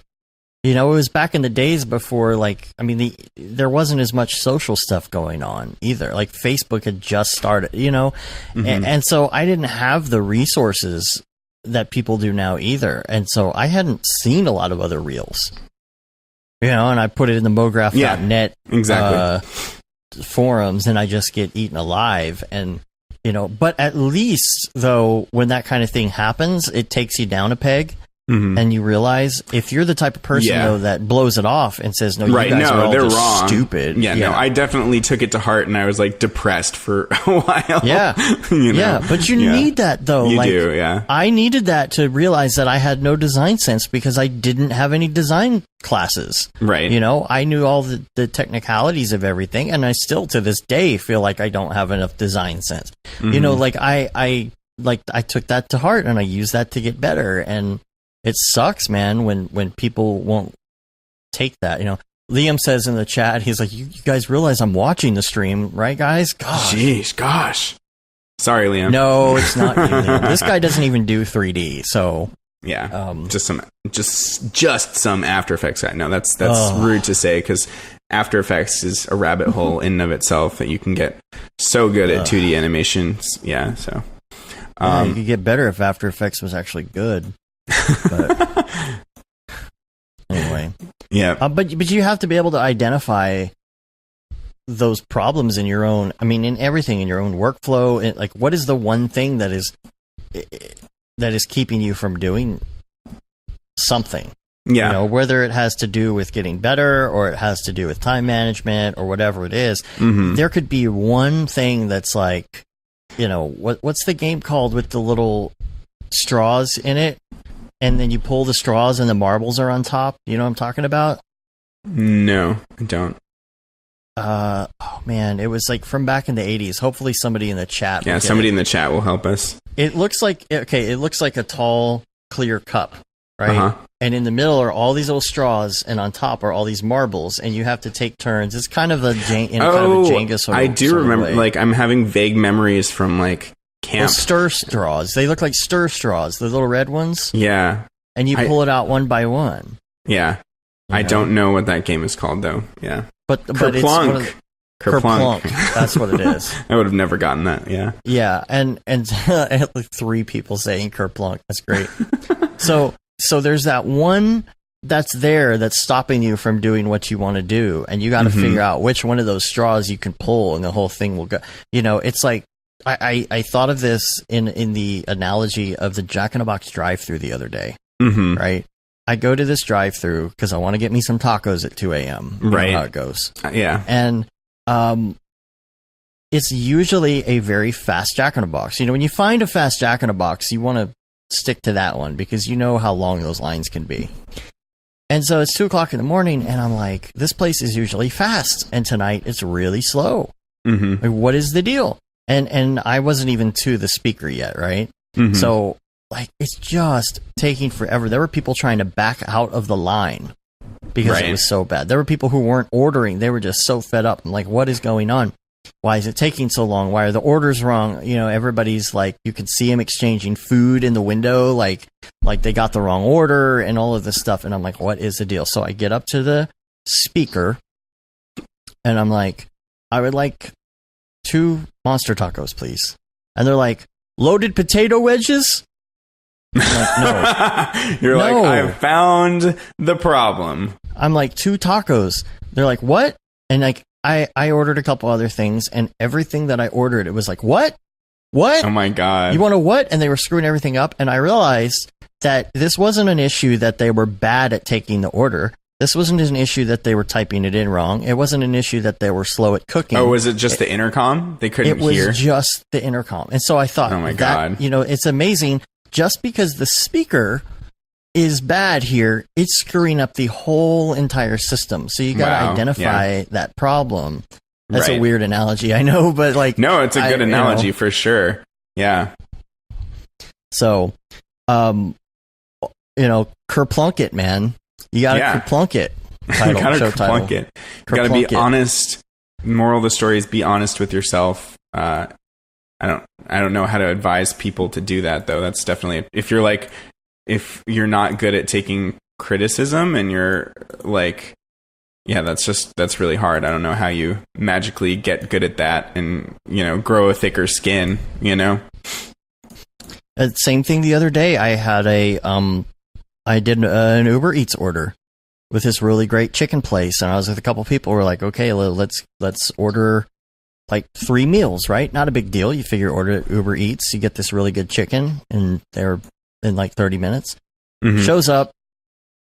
There's no drinks. And I'm like, well, that's weird. Well, I'll just have him credit back to drinks. We can get a drink, whatever. And so then I open the boxes and there's like tons and tons and tons of chicken fingers. And that's it. None of the other order, none of the sides, none of the meals, none of anything. And of course, it turns out again, it was just one little problem. It's that the person handing out the order did not care to check and make sure they were handing the right order to the Uber driver. But what does that do? That causes a chain reaction because this order didn't go to who it was supposed to go to. I keep it. They can't take it back. Plus, Uber's involved, so they can't get the Uber driver back. And so then I've got to reorder it, and I got to call customer service, and then Uber credits the money back, but they don't get their money back, and then they've got to make the order again for both people. And meanwhile, like they've given out $100 worth of free chicken fingers, and it's just because of the one weak link. In the whole system, you got to kerplunk that. So. Billy said, the moral is to seek out feedback from artists you trust/believe are good, and then take that feedback to heart and improve. Don't disregard criticism just because you might not like it. Yeah. So, and also make sure when you post those that at the end you put, I hope you like it. I hope you like it. Because if you don't say that, then it's not going to get any true feedback because you didn't write, I hope you like it. Totally. I've been screenshotting those. Dude, everybody. Is that a thing? It's ever present. I don't know if people are like joking at this point. Right. But I think that it's just really the natural thing to say. It's like how I say either man or dude when I respond to someone. Thanks, man. Awesome, dude. Right. You know, it's like awesome, I've got dude. Like two responses. Yeah. And if, you know, I'm trying to get into my dude, you know, like that's the next phase for me will be like, yeah, my dude, but I haven't had the courage to like use that yet. Dude, bro. Yeah. Dude, perfect. Dude, bro. Okay. So here's another quick thing. Our last little topic deal here. We got to figure something out. On the Slack, we actually had a section called Blacklist, right? And oh yeah, clients not to work with, basically. Yeah, but the problem is, you know, when you're not doing the paid version of Slack, then once you hit 10,000 messages, stuff starts getting it goes deleted. Away. Yeah. So that list doesn't. And the other thing is, I'm thinking, okay, well, can you be held liable? You know, for posting that? You know, can somebody come to you and say, oh, well, you know, I'm suing you because you put me up on a blacklist site? Is that a thing? I don't know. So I've been thinking about that, but one of the examples of, you know, having clients on Facebook that can be useful is when somebody comes on, first of all, and says, hey, is anybody available to do this thing? And you say, oh, yeah, I'm available. But it's also good when people post things on Facebook that are clients about don't work with this person, you know, or this person didn't pay. So this guy's been working on a really big thing. He had a contract and he posts, look, guys, anybody in the industry that may hear from this person, because you're all in town, you're all local. If you hear from this person and they say they need help on this, like, don't do it, run, because they're going through that whole, oh, well, we're waiting for funding or so-and-so didn't pay us. And that's my huge pet peeve when a client says that. Yeah. There's one company that I've worked for a bunch of times, and they're extremely slow to pay, usually net 60. And then recently it was like, it took at least 95 days or something to get me the money. And it was just like, oh, we haven't gotten paid yet. So, and it's like, I don't care if you've gotten paid, pay me, you know? Yeah. You saw that old video on Vimeo years ago. The F you pay me. F you pay me. Yeah, I did. Yeah. It's like, I don't care that you didn't get paid by somebody else. It is irrelevant. Yeah. Because we maintain cash flow so that we can pay contractors. We try and pay them. I've said this before. We try and pay contractors first. You know, if it means we're not going to get a check, that's fine. We'll have to take care of it ourselves, but at least it's us. And then going down the road, the contractor's still going to want to work with us. You know? Yeah, I would hope that, you know, if we came to you and we needed help on a project, you know, which we do, and sometimes the other way, you know, we send each other work, that it's one of those things where you know you're going to get paid at least net 30, if not before. Yeah, because, exactly. You know, or I mean, yeah, okay, so maybe every once in a while something might slip through the crack and you forget to pay an invoice, but not, that you're going to go say, well, the client hasn't paid me yet. Yeah, I'm surprised that companies survive like that, because like it's a big deterrent for me. Like, I don't think I'm ever going to work with that company again at this point, and that's because the simple reason that they suck at paying. It's not that they don't pay me enough. They're fine to work with during the job, but yeah, it's a big factor, and cash flow is really important for sure. If your credit card bills start racking up, then that hurts you, and it's like limiting the purchasing that you can do, and yeah, it just sucks. So yeah, and exactly, whenever I have somebody that I'm paying, I try to pay as fast as possible. Sometimes I'll hold on to the money for a bit, if my cash flow sucks, but if I have the means to pay them immediately, I do, just because it comes back, when somebody else hires me, that that's just like a good culture to build, basically. And the easy thing to do, if you have a good client, you're going to get paid, and then you can pay your contractors. You wait like maybe 2 weeks after you get your contractor's invoice. Mm-hmm. You pay them, Wave Apps or something with an American Express card. Then in another 2 weeks, the client's going to pay you because you're net 30. And then 2 weeks later, when that American Express bill hits, then you just pay that off instead, and your contractor is taken care of early. Mm-hmm. You've gotten points to go to Disney World on your Express card. Right. Yeah, everybody's happy. And so I just don't understand, especially on a small invoice, like, $1,000, and I'm working with a Fortune 500 company, and they're telling me, we haven't been paid by... That's exactly what happened to me. I mean, not Fortune 500, but like, this is a pretty big company, and it was just a $1,300 invoice that went, or that was let go for like over 3 months. And it's just like, are you freaking kidding me? Yeah. And to, when they're like one of those clients, which fortunately we don't have, I think, any of at this point, that are like, oh, well, we only do net 90. And it's like, oh my God. I would never agree to net 90. Oh, after 90 days, then I'm going to have to start hounding you for the money. Right. It's like, is it worth waiting 4 months to get $1,000? Hell no. Yeah. So yeah, and the only reason I accepted this last one is because it was like $1,300 in half a day's work or something. So, but whatever. Yeah, it's still not worth it if they're just going to take for frickin' ever. So let's do some links. You gonna play your special Dave's Link song? I will in post. Okay, awesome. Here goes.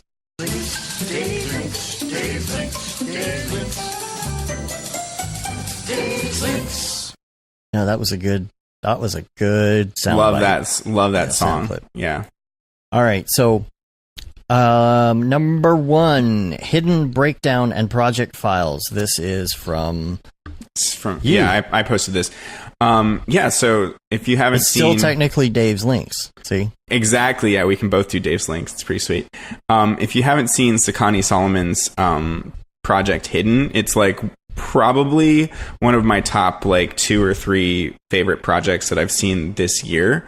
It's just extremely beautiful and I think original. Like, it's breaking away from the normal, the thing that we always see, which is sci-fi, and it's got more of an emotional message, and it's a and it's got flowers and all these really pretty things, and I, like, when I saw those flowers blooming, I was like, how the hell did he do that and make it look so intricate and complex? And there are just so many moments in this piece that are incredible, like the cloth, the chains, the gold coming out, the person floating. There's just like tons of really, really good moments. Anyway, he released a breakdown and project files through this thing called HoldFrame, which is like some kind of new platform where they get like really big, awesome projects from artists. A lot of these are like vector, like After Effects type projects, or like, there's even stop motion. There's a High Stranger breakdown by Kirsten Lepore. You know her, right? I know her. Yeah. I met her IRL. Right. That's what you told me. That's awesome. She's so cool. So anyway, it's like this platform for project breakdowns, but this is just like $35, and it's like an hour-long interview with Sakani, and then an hour-long breakdown where he tours you through all the project files, all the scenes, and explains how he did everything. So it's definitely, I think, worth the money. Plus, you get the actual project files, especially if you're doing Redshift stuff. This is like genius Redshift work here. So, yeah, just a really cool resource, and I used it to help me make the flower that blooms in my music video. And I was really, I had a hard time. I was really pissed because it didn't look anywhere near as good as Sakani's, but it was good enough for the project. So yeah, that one and the Daniel Danielson tutorial on his flower growing stuff, I combined those two to make my flower. Cool. Nice. A couple follow-ups real quick to what we were talking about a minute ago. I missed this. I didn't catch the name. It went off the screen here, but somebody was saying that Toys R Us, now that they're closed, they can talk about this, but Toys R Us used to pay their contractors only once a year. Whoa. Damn. That's crazy. That's insane. And then Liam also said what he does with some clients who are consistently paying late on Net 30 is he switches them to Net 15, which I have done as well before. Switch to Net 15. What's funny, these clients sometimes don't even notice that you've changed it to Net 15. Right. You know, they'll be, oh, that's due? Okay. Well, now it will take 2 weeks for me to send the check. Right, so then you get it on time. That's hilarious. That's a great tactic, actually. Yeah. We have one in particular that we do that with all the time now, because it was consistently 2 or 3 weeks late, and just switched to Net 15, and now everything comes in on time. That's awesome. Whatever. Pro tip. Yeah. Okay.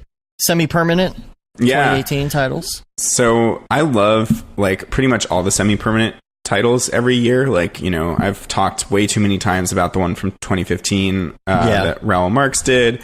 But this one's amazing. It's a bigger project. It's not just one person. It's like a bunch of artists, but it's directed by Joyce Ho. And I'd never heard of her before, but then I dove in a bit more and realized that I've been pretty into her work for years, because there's this piece from 2013 that she creative directed called ADBNE, or you can just search analog/digital opening titles. That's easier to remember, analog digital, which is, I think, another like conference. But yeah, so for a while I was obsessed with this double exposure technique from, you know, like True Detective's opening titles. And I was trying to recreate those when I was working at my first job for Dave Matthews. Disappointed in that series, by the way. Oh, I never watched the second season. The first season was amazing, and everybody told me the second season sucked, so I didn't watch it. But the opening titles. Sorry. I heard there's an initiative to redo the second season. Nice, that's funny. Yeah. Okay. Sorry. Go ahead. That's okay. But yeah, the opening titles, you know, kind of popularized this double exposure technique for a while, and like the way they did it with Cinema 4D and like projection, camera projection was super interesting. That was another Raoul Marx project. But then Joyce Ho did this other one, like I was mentioning, called Analog Digital, and it was my other big reference when I was trying to do some double exposure stuff, because they had their own unique spin on it, which involved like mocha tracking bodies and getting the imagery inside the bodies to deform with it really smoothly. So it looked like these people were made out of like mountains or out of buildings, or like really, really interesting stuff. I didn't post the link because it's a bunch of naked people and we didn't want to put that on the live stream. But check that out. So that's called Analog Digital Opening Titles 2013.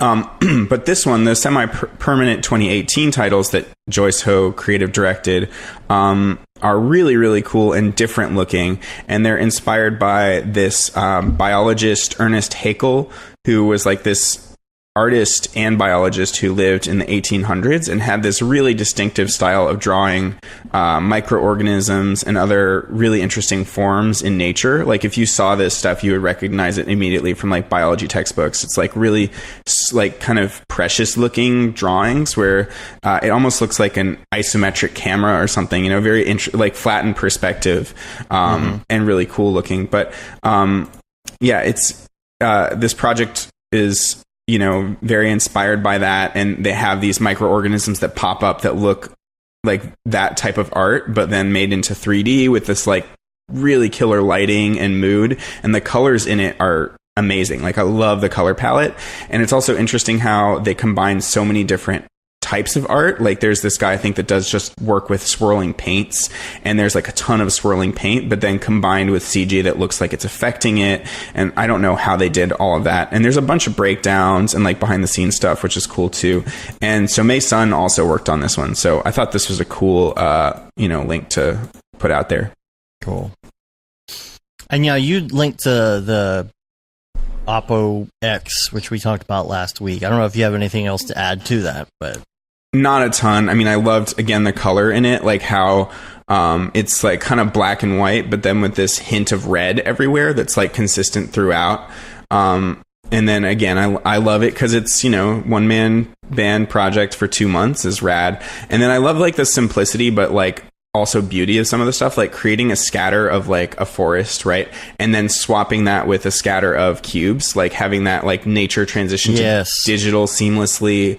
And then like when that dude steps, the footprint is like my favorite moment, that beautiful ripple. Like, there's something about the easing that Somei does that's just insane. Like, from his eye is so trained with that stuff, from and creating animation curves from all of those phone spin type videos, you know? And then what else? I don't know. The transition from like the phone screen with the X that then splits apart into this crazy, like, I don't even know, you know, like digital Greeble tunnel. Like, that was crazy. Yeah. And then like when the Rubik's Cube drops, like, you know, that red Rubik's Cube, and like kind of does this crazy, like the camera like kind of follows it down, and then we cut down to a lower camera that whip pans with it, but then like kind of falls with the object and does this gushy ease that's just like the cube. So it's got like this impact and the camera move, and then when it like explodes into that ripple, the camera like, you know, jets backwards a little bit and reacts. So it's like the camera is reacting and kind of dancing with the object. So I love that kind of stuff. Like, the way he did those camera moves is super cool to me. I'm hoping for a breakdown. I think we talked about that. People have been pressuring him to do that online. Yeah. I mean, and people are like telling me to do a breakdown of my ice caves thing, and I'm like, hell no, that's too much work. Yeah. I'd rather just record a tutorial, you know? Well, I was gonna say, can't you sit there and like just open some files and talk about it a little bit? I mean, isn't that enough of a breakdown? Not like a super involved, crazy breakdown where you got to do a lot of editing and all that. Yeah, I could, but I would rather rebuild some. Like, I like to show. I mean, breakdowns are really cool, but I like to show everything. Like, I like to do it start to finish. So yeah, I'm gonna try to incorporate like the way I built the ice caves into a tutorial. You know. Okay. And then anything else we can just talk about, like, right here. Like, I've got, like, in a little bit, we can talk about some of the more technical details. Like, I already mentioned the stuff about light rays and that extra volumetric pass. There's a bunch of things like that, but we'll get into real flow here in a bit. It would be fun, even if, you know, we're going to be doing, after we get this project out of the way, we're going to be doing some more live stream stuff in between Liam's live streams, because he's gone to every other week now. Oh, yeah, I could do a breakdown, like, for that, for sure. Or, yeah, something where we just sit and talk live and maybe bring up Cinema 4D. More of a relaxed live video thing. Not, you know, basically like if you and I were, and Matt, you know, we don't do this as much as anymore as we used to, but we would just sit on Skype and just like hang out and talk about stuff on that sounds cool. And play with things and show each other what we were working on, just for sure. You know. So that might be fun. Yeah. And this next link's called Simulating Plant Life. This one I hadn't heard of. Yeah, I don't remember where. This just popped up on my Facebook, and it made me super jealous of Houdini work yet again, because I feel like this just puts Forester and even Speed Tree's wind simulations to shame. And I don't know how it was done, but it's just like some really complex, beautiful, and realistic looking palm trees. It's you know, simple in concept, but yeah, it's like, I don't know how you would go about making the wind simulations look so damn realistic, you know? Do you know what this was done in? I guess. Well, you said Houdini. Houdini, right? Yeah. I don't know what it was rendered in. It looks like, either Octane or Redshift or maybe Arnold, but it's got the beautiful transmission coming through the leaves, and like there's a lot of extra detail, like those little coconut whatever those are, and the kind of roots and bramble coming off of that. It's a really nicely detailed looking tree model. Like the variation in color is all super nice. See, that's my question on that too. Like these were probably not built in Houdini. They were probably brought into Houdini from something else, don't you think? Yeah. I don't think nobody's going to model a tree in Houdini or any software, but the simulation, is Houdini, and that's what's really bringing it to life.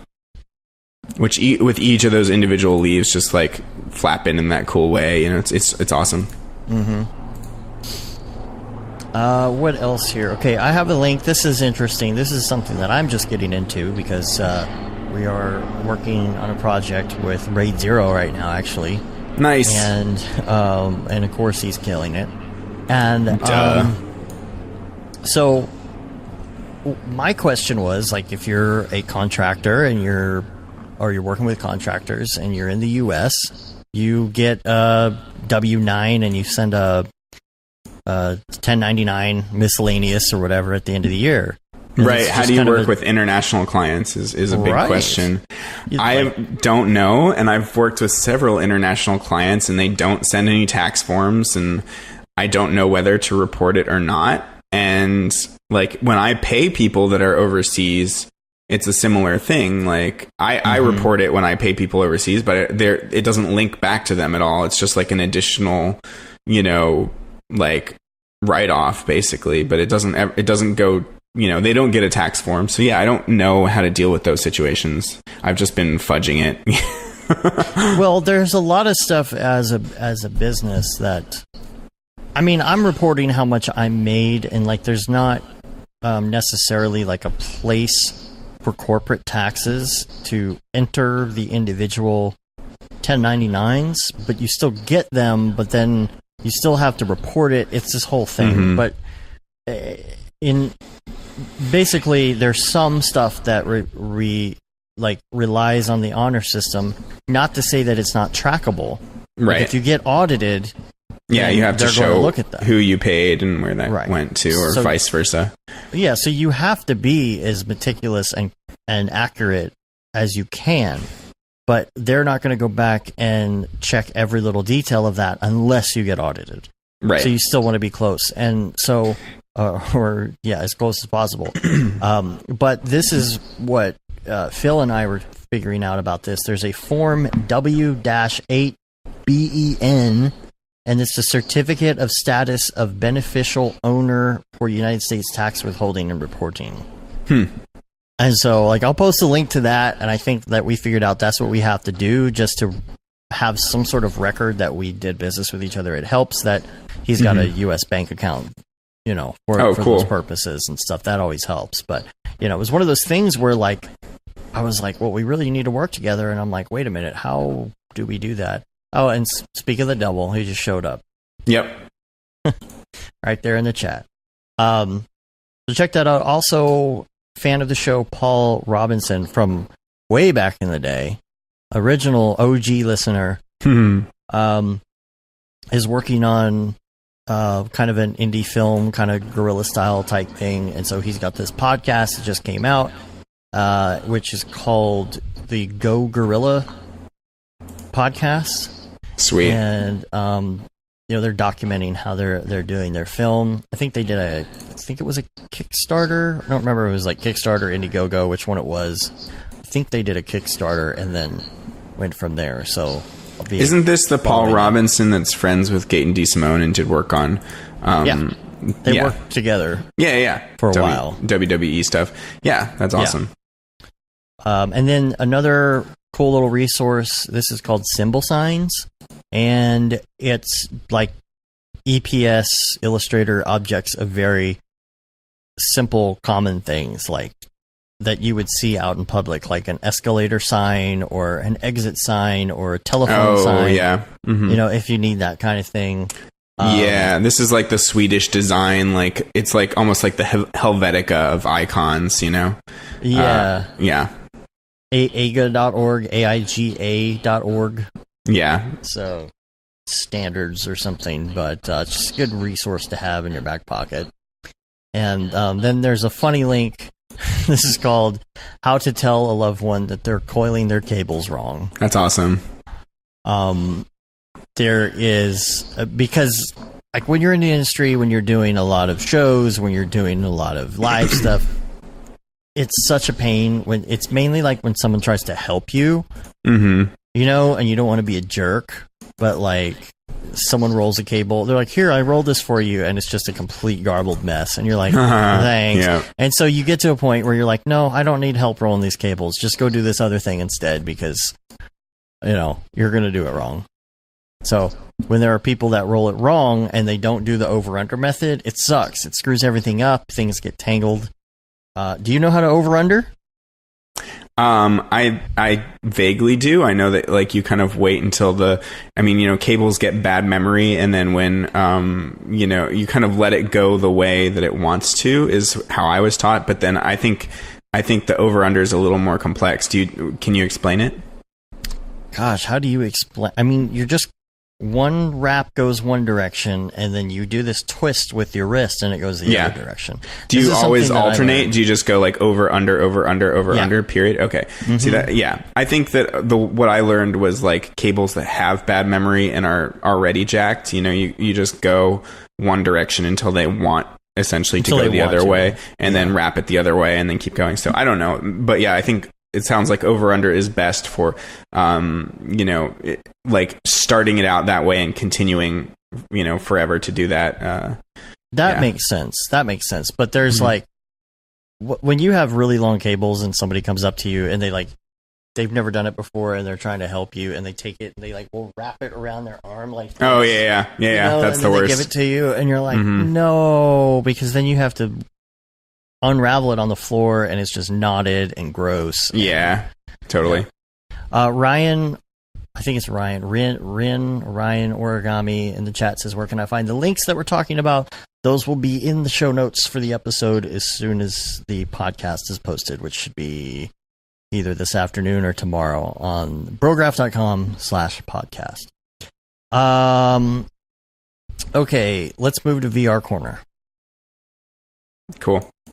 So we need some kind of like VR Corner. You know, I don't know how this happened. I actually have a couple more links. They're in the wrong section. Oh, okay, cool. Okay. Yeah, how did that get messed up like that? Okay. Somebody, again, names that I can't pronounce. Sem Teskin posted a link. I think this was in the Octane Facebook group, as well as it's on ArtStation, and it's a Commodore 64. And it was so good. The way it was taken, it looked like it was a flash photo of an old Commodore 64. Nice. And so he had that, and then he had all these other shots of it. It was so good that I thought the first photo was the original photo, and that he had done the other ones subsequently in 3D. Oh my god, I thought that too just now. Yeah, the whole thing was real. So this really got me excited, because I was a huge Tandy. Wait. Explain to me. Is the second thing is CG, right? I think it's all CG. It's all CG? Yeah, because he posted one of them has a breakdown and it shows the mesh of that original photo, and I was like, dude, whatever he did to like beat up the like renders and make it look like overly like clipped and blooming in certain spots just looks like it was taken with some old like Polaroid, or this looks like the 90s. I don't know how the hell he did this. It's this good. Is extremely believable. If you look at the motherboard that's kind of sitting in the corner, like almost off the frame, you'll notice that the geometry of the motherboard it looks like something maybe a model he got from somewhere, but it was kind of an afterthought kind of in the corner, so it's not as good as the rest. And then you can see Octane noise in the motherboard right there. Oh, did he do this in Octane? I think so, yeah. Cool. It was on the Octane Facebook group, but it was so good. And then that got me excited because I grew up with Tandy computers and Color Computer 3, and I still have my Color Computer 3. And I was like, man, I need to find old photos of the setup that I had when I was a kid and try and recreate this setup and build the disks, the floppies, and the computer and all of that, because I feel like I'm the only person I know that had a Color Computer 3. Yeah. I was so into it. That's awesome. This is blowing my mind right now. That's really good, huh? Just the level of quality of the assets, and like he says he focused on flash photography, which totally makes sense why it looks so real, because he's got like this front lit, like blown out, look. I wonder the extents he went to emulate flash photography. It's pretty amazing. It was one of those things where I think I looked at the other photos and I was like, wait a minute, there's a wireframe in that first photo. I thought that was a reference photo. Yeah. Really good. Yeah. I don't go on ArtStation enough. Me neither. ArtStation has the coolest stuff. I mean, it's only for stills, but like, it's just mind blowing. I mean, a lot of it's like matte painting and like actual drawings and Photoshop madness. Yeah, it's super cool. And then there's have you used Mesh Boolean? No. What's that? It's from Hello Lux, and I'm not sure if this is new or old. Like I've heard about it a lot recently, and I'm like, well, is this because it's new, or I just haven't heard of it before? And it's just like a great Boolean tool. Like, better than the default. Oh, I've seen the I think I've seen the breakdown for this. Yeah. Yeah, I have. Yeah, it looks cool. If I were to do this type of stuff, I would probably just use Fusion 360, so I wouldn't maybe bother with this. Right. I'm a lot of the time I'm like hesitant about. I have some resistance to installing lots of plugins, because then you have to install them on all your machines, and it's just kind of annoying. Unless it's something I use a lot, But that's definitely cool. Maybe R20 will have a better Boolean system. Maybe. I've got a lot of hopes for R20, so yeah. There's so many things. I heard there's going to be some major changes. Yeah. See, I've heard a lot of that stuff too, and there's going to be a point where we're not going to be allowed to talk about it anymore. Yeah, because we're coming up on SIGGRAPH. And so since we're working at the booth, we're going to have to have a gag order here pretty soon, because we may or may not hear some things, because when you're around all of that, it's not that people do stuff on purpose, but sometimes you hear things and you're like, I don't know if I'm supposed to know that or not. So there's at a point where, Matt and I just have to kind of be quiet. You guys are just too far into the cool club is the problem. Oh, yeah. That's what it is. So, Grant, Grant said, Mesh Boolean still uses the same maths from stock Boolean in C4D, so it's prone to bugging out a little, but it still has a lot of control versus the standard Boolean. Yeah. Gav Grant says, we can't tell you. There's so much of that. There's some stuff we're going to finally be able to talk about here pretty soon, and I'm so excited. Cool. Okay, so there's a political ad by, I think this woman's name is MJ Hagar. And Hodor? No. She's Hodor. Texas woman running for Congress. She did this viral ad. It's interesting because it has really good VFX production quality, but the rest of it was they used no lighting, somebody's handheld gimbal camera or something, real prosumer level. But the VFX on this are really great. It's this whole guerrilla ad that she did where she's going through these different sections of her life, and it's doing this really cool transition, almost morph transition between the scenes, and you just have to see it to see what I'm talking about. But I swear it's one of those things where somebody she knew was really good at VFX, and so they kind of just guerrilla shot this stuff and did something really cool, and it's kind of gone viral. So sweet. I'll check it out. To that. And then School of Motion did an article this week. I've been meaning to check this one out. Yeah, I want to hear this. Paul Babb. It's a Paul Babb article. It's an article or is it a podcast? Oh, it's a podcast, right? Oh, I thought it was an article. Maybe. Yeah, they always post the podcasts like this in a kind of a elaborate form. But yeah, it's a podcast with good old Paul Babb. Dude, we gotta have Paul on the show. Duh. Seriously, man. This is called How Cinema 4D Became the Best 3D App for Motion Design. Best app. Yeah. So it is a podcast episode. I haven't had a chance to check it out. In fact, I think I just saw that last night or something, and I was like, oh, I got to put this in the notes. Okay. So back to VR Corner. Yes, we do need a jingle for that. Yeah. I want it to be kind of like, the Crossfire jingle from the 90s, like Crossfire. Yeah. But I don't know if that works. It's not like the same cadence. Maybe. VR Corner, you get caught up in there.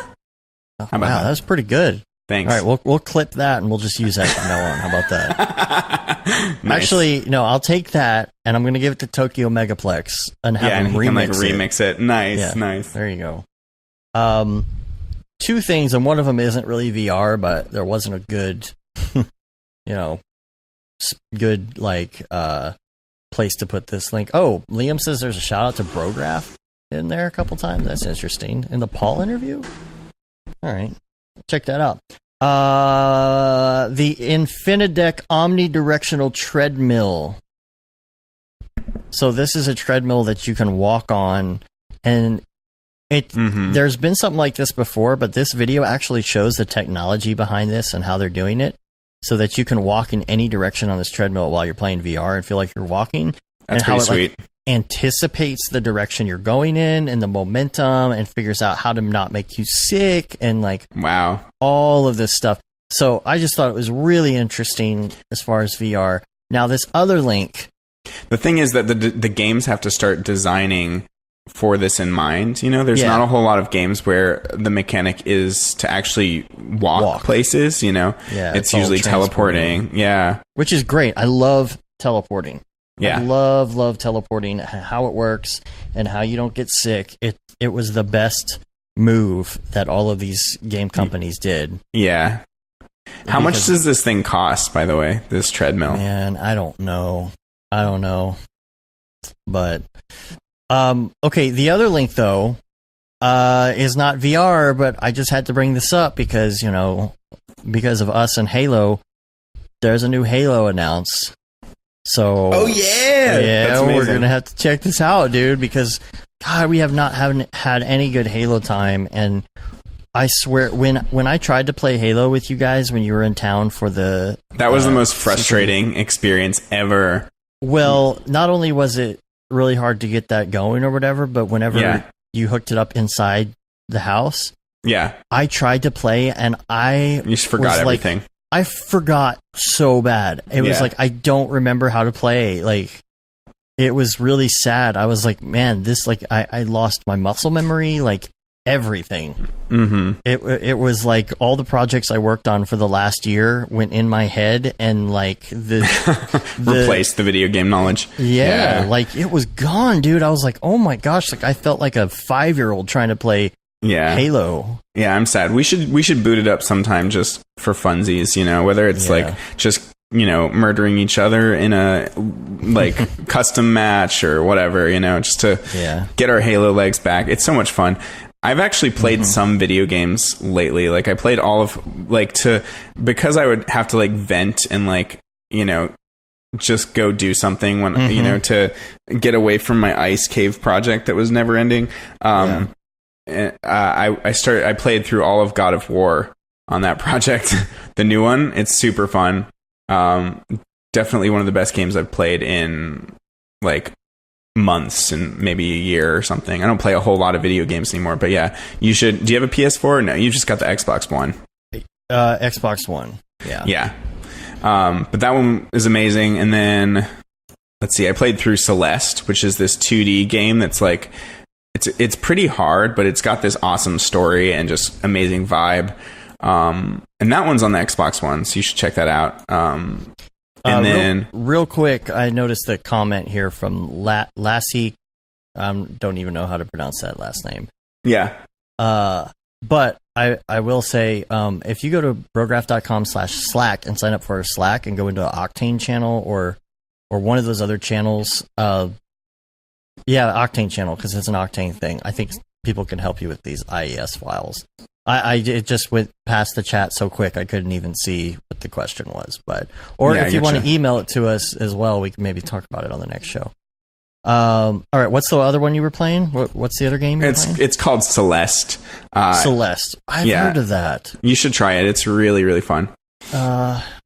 Celeste.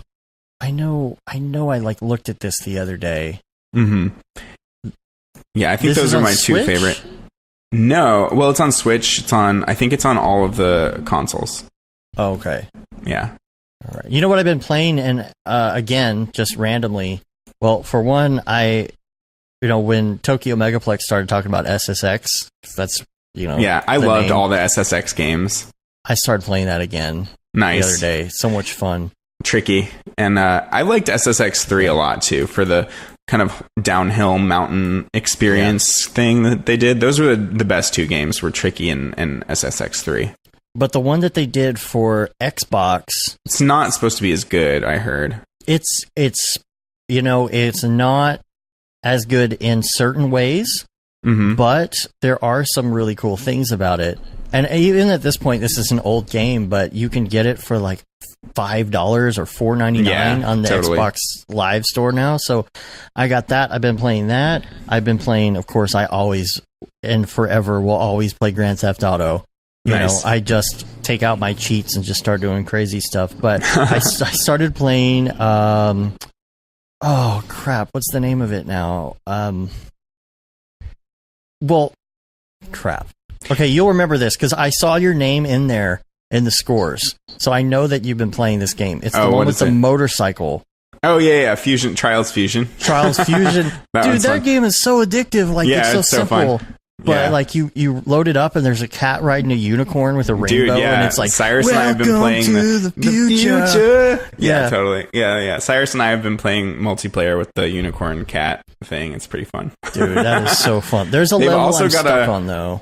They've got a Blood Dragon version of Trials. I mean, Trials is a whole franchise, but there's, the game Far Cry Blood Dragon, which is like this shooting game that takes place in the 80s, and it's all like super campy and cheesy. There's a version of Trials that's in that same universe with just over the top weirdness, and like a lot of the time you're like shooting from the bike, or they're like actual platforming shooting levels. It's not as good as Fusion, but there's some really funny stuff in there.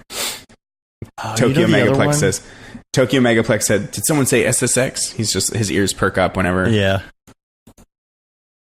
Oh no. Fusion Frenzy. Did you ever play that? That was such a fun party game.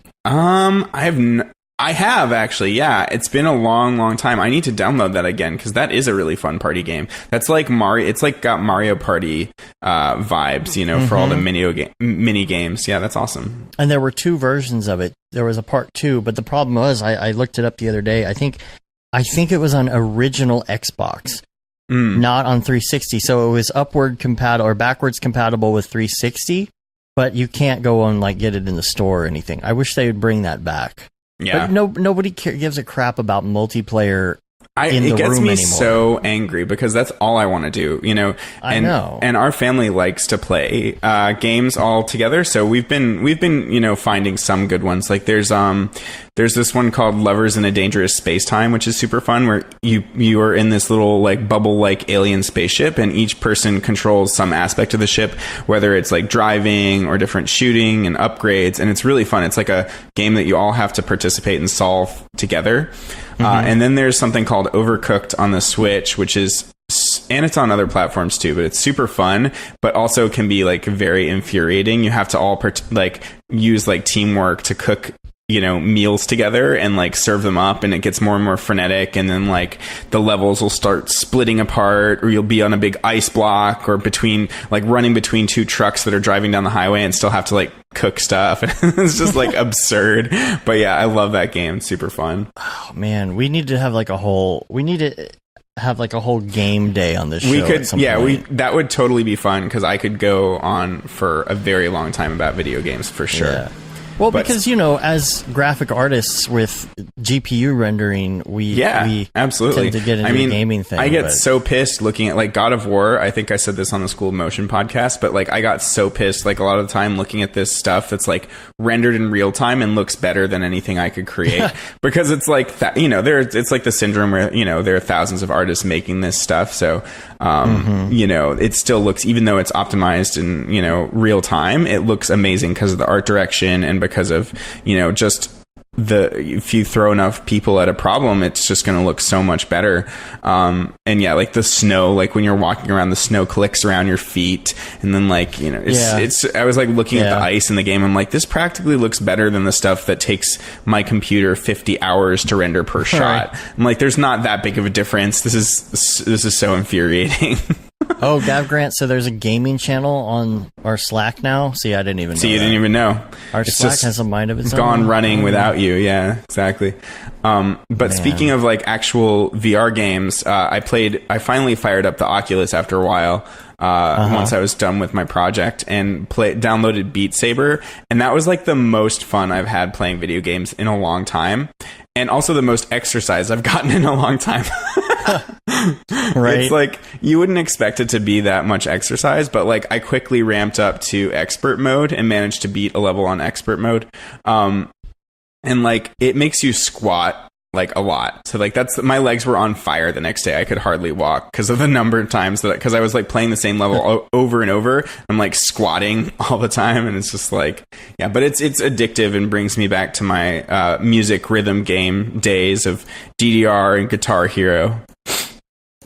So it's wielding two lightsabers while like rocking out to EDM music that's blasting your ears. Like there's nothing better. And like I was playing and Chelsea like came up and didn't realize that I couldn't even hear her or that I knew that she was in the room at all. I was just rocking out so hard. And she like be careful about that. She like touched my back gently, which was like a nice thing to do to let me know I was there. But it still made me like jump 10 feet in the air. I was like, wah! Scared the crap out of me because I was so in it. Yeah. Like you'll get hit, man. You'll get hit. When people are doing that, my daughter's around. I'm like, no, stand back. They don't see you. Yeah, the devil. Yeah, you get run over. All right, funny. I joined the gaming channel. Apparently, there's a sports things channel on here. This ball go far. Sports balls. The sports balls. So the funny thing about being in this industry and having all these graphics cards is it's like I have Steam and I have a lot of stuff that I bought on Steam and I'll play on Steam, but for some reason it's just easier for me to sit down in front of a console. Exactly. Sometimes. I keep telling my family this, like I'm like, I do not want to play video games on the computer where I sit most of the day. It's, I'd much rather like sprawl out on the couch. And so, we've got like all the consoles, and I just prefer playing video games that way anyway, but I should probably I have a lot of PC games as well, so I should probably get like a Steam Link or something, Well, here's the one thing though that is really cool is that a lot of these games will adapt to the screen resolution of your ultra wide monitor. Nice. So playing 4K ultra wide Grand Theft Auto is really cool. It's very immersive. That's awesome. Which, by the way, you got a widescreen. You got a 21 I did. by 9? I don't know what the aspect is. I know it's ultra wide. It's the ultra wide Dell. I think it's 1440 by 3440 or something like that. You didn't get the 4K. It's almost 4K. Let me see. I'll just type it in right here. Display. Change display settings. It is 3440 by 1440. Oh, okay. You did get the 4K. Okay. Yeah. That's good. That's good. I just set it backwards. Yeah. Yeah. Because the LG ones that are out, I have talked about this before, but the LG ones, there's really 3 options for you. It's to get the lower res, kind of a little bit better than HD quality, kind of in between HD and 2K, and then there's the step up that's like twice the price for the 4K version. It is so worth it to do the step up for the 4K, but it is not worth it to do the curved. Do not do the curved display. It is. I couldn't find anything without a curve, and I did get the curve, and it's a light curve, and it doesn't bother me as much as I thought it would. I'm okay with it. And I like Dell monitors a lot. Like, all my monitors are Dell because I like the color profile options, and they just seem very professional. So yeah, I'm not that the curve's bad. Don't get me wrong. I'm not saying the curve is bad. I'm just saying it's a lot of money to pay for the upgrade. Oh, okay. This one was $600, I think. That's pretty good. Yeah, it's pretty good. It's pretty good, I guess. Mine was in the $650 to $700 range. It's the LG, but it's like $300 more to get it curved. And when you're working in front of it, you don't even realize that it's curved. Yeah. That's what she said. Dude, I've been like holding myself back on that joke. Like, when I'm like, yeah, it's curved. I don't know how I feel about it. I don't know how it'll work for me. It's just like really hard to restrain yourself with the dick jokes. Yeah, that must be really hard. So hard. We're hilarious. All right. Always keep me satisfied. Yeah. You really think you can go all day? All right. All right, let's go to Beeple's People. Beeple's People, where'd you get that Grable? Beeple's People, what's up with that guy? All right. All right, so get out your Beeple viewer of choice. I'm Awesome. really excited about this. This first one especially. We'll go to June 26th, Year of Our Lord 2018. And cool. This one here is called Opt Out 2092. Oh, yeah, I love this. Yeah. Now, I do have to tell you that where's my laptop? Oh, hold on. Now, in my notes that I've been taking, my copious notes, I have been going through in that notes program I was talking about. What is it called? Good Notes. Dude, Good Notes is so dope. Let me tell you. Cool. And let me tell you that I absolutely love having the giant iPad. Sweet. All right. Let me go to my Beeple's People tab here. And be cool if I could send this to the stream like I did that one time. One of these copious pages of notes. Here's one of my pages of timeline. I don't know if you can see this or not, but there you go. Nice.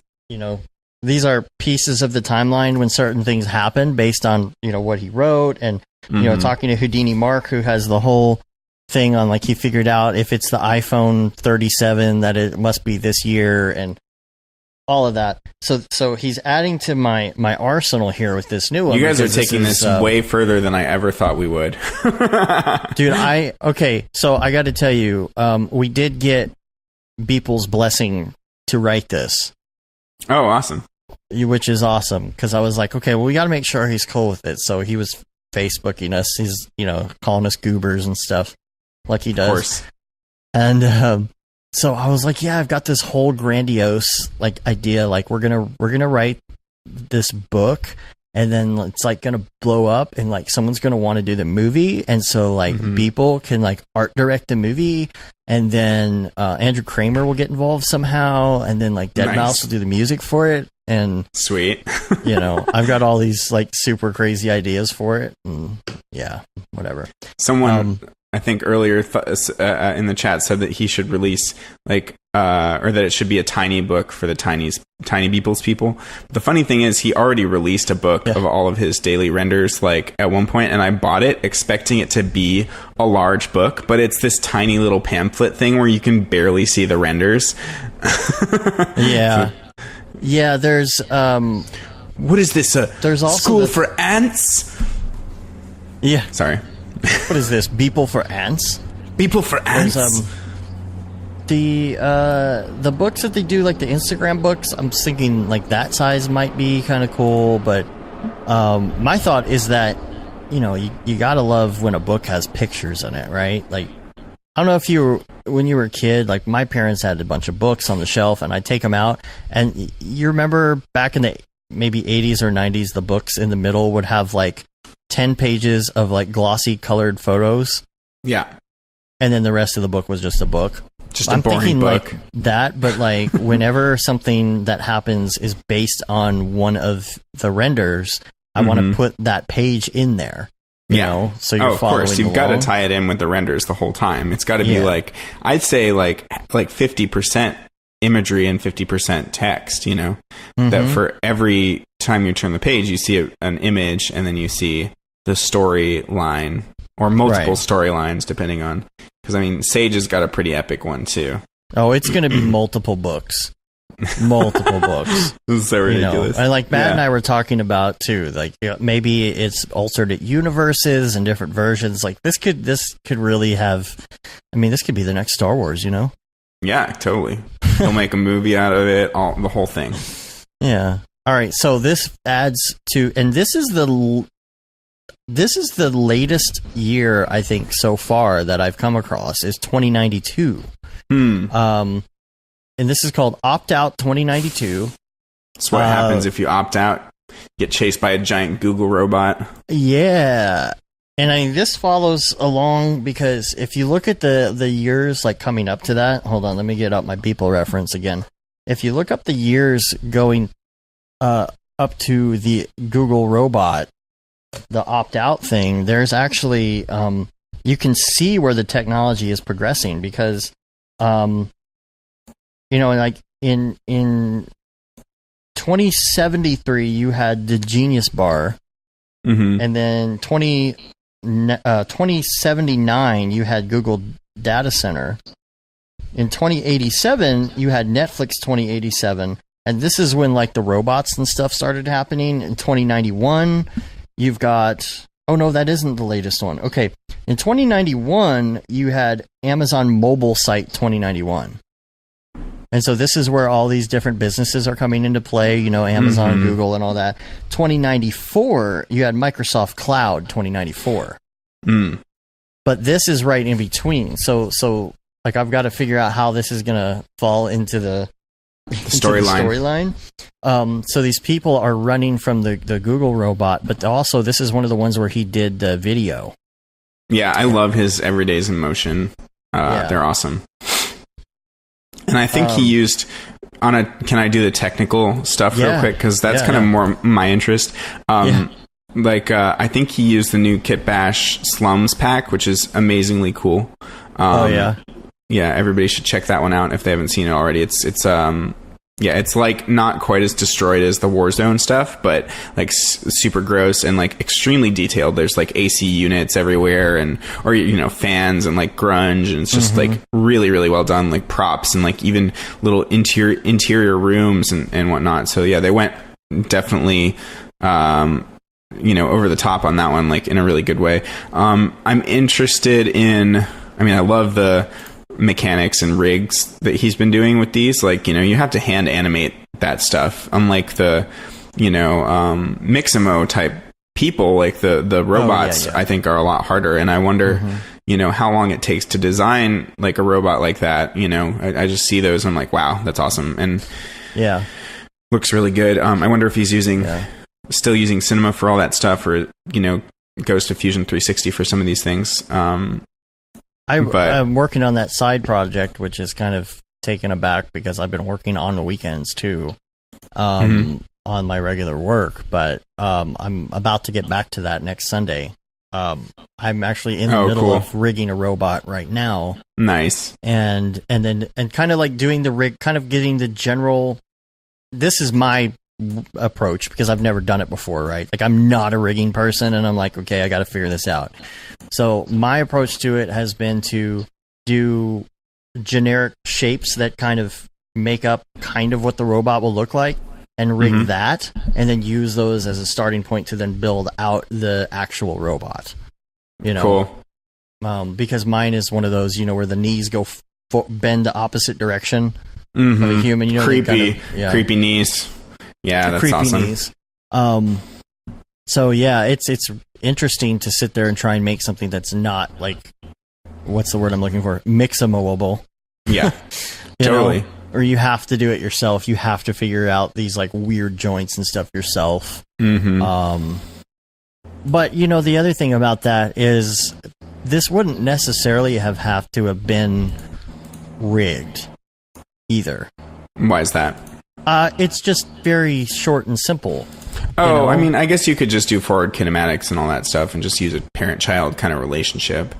Yeah, I mean, it could just be some nulls. But it's really easy to create an IK setup, with just like the legs. I did that with the robots that I animated in my space music video.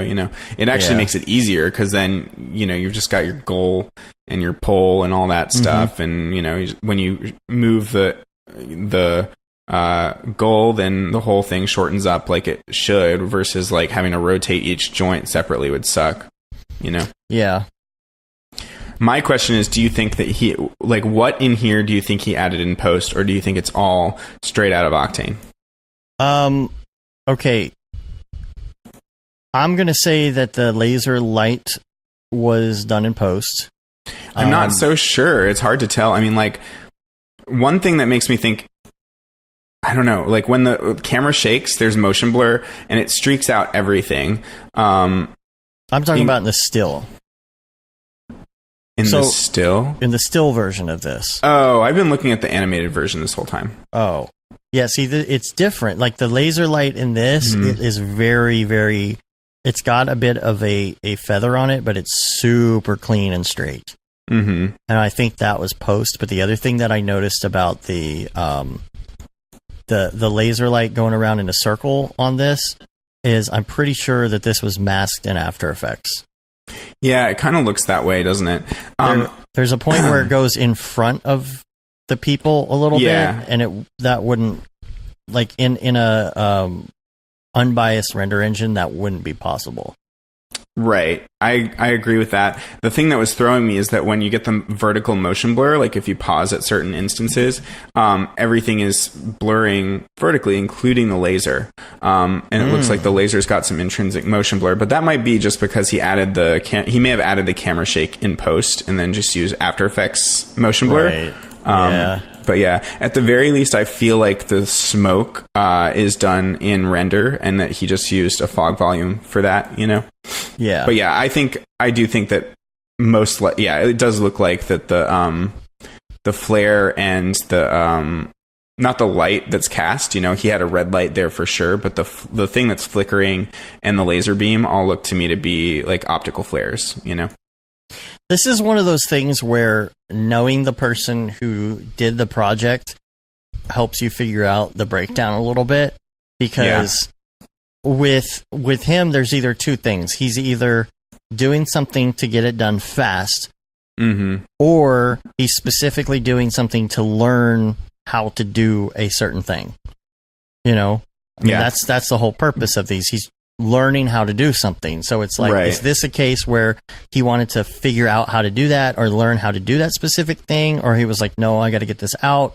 I'm just going to do all of this in post real quick so that I can get my daily out the door and go back to, another project or something. Billy gave us the real truth here. He said that he used the Gorilla Cam plugin that he and Chad were tweeting about it. He used there you go. To do the shake. But yeah, like there are definitely moments with this laser where it's like impossibly crossing in front and then behind, or like halfway cut off, where it's not like completely rotoed the way it should be. So yeah, the at the very least, I think the laser is done in post. Yeah. Yeah. Cool. Well, as far as the story, I mean, I'm going to have to think about this a little bit, but I do notice that there is motion blur on the arm of this guy, which is cool because. Oh yeah, there's like Octane motion blur for sure. Yeah, all of it's got the proper motion blur. And then the other thing that I like is like their little black specks that fly by, which is a subtle detail, but just having that, like those particles in the air, is another really nice addition that you can miss those subtle details. But yeah, he's put a lot of effort into this one, which is really cool. Yeah, I like that, like debris and stuff. Yeah. The question is, why are they running from it? What are they opting out of? All this and more will be answered. People's People, the book. Nice. I don't know. They're running away from this. What are they opting out of? They're opting out of ads. Yeah, they're opting out of like the Google tracking. Oh yeah, exactly. Like, yeah. Back in the day, which is today, you could opt out of cookies. Now if you opt out, if you disable cookies, this is what happens. Yeah, you force-fed the cookies. Let that be a lesson to you. Okay, I don't want to talk about this one because I think this is one of the Adobe ones, and I generally skip over the Adobe ones, but this isn't on the list for today, but it is pretty crazy. Like the squad one that he did. Was that his 20? Because he also did a daily that day on the 29th. Okay, but he also did the Adobe stock one. I think these are a separate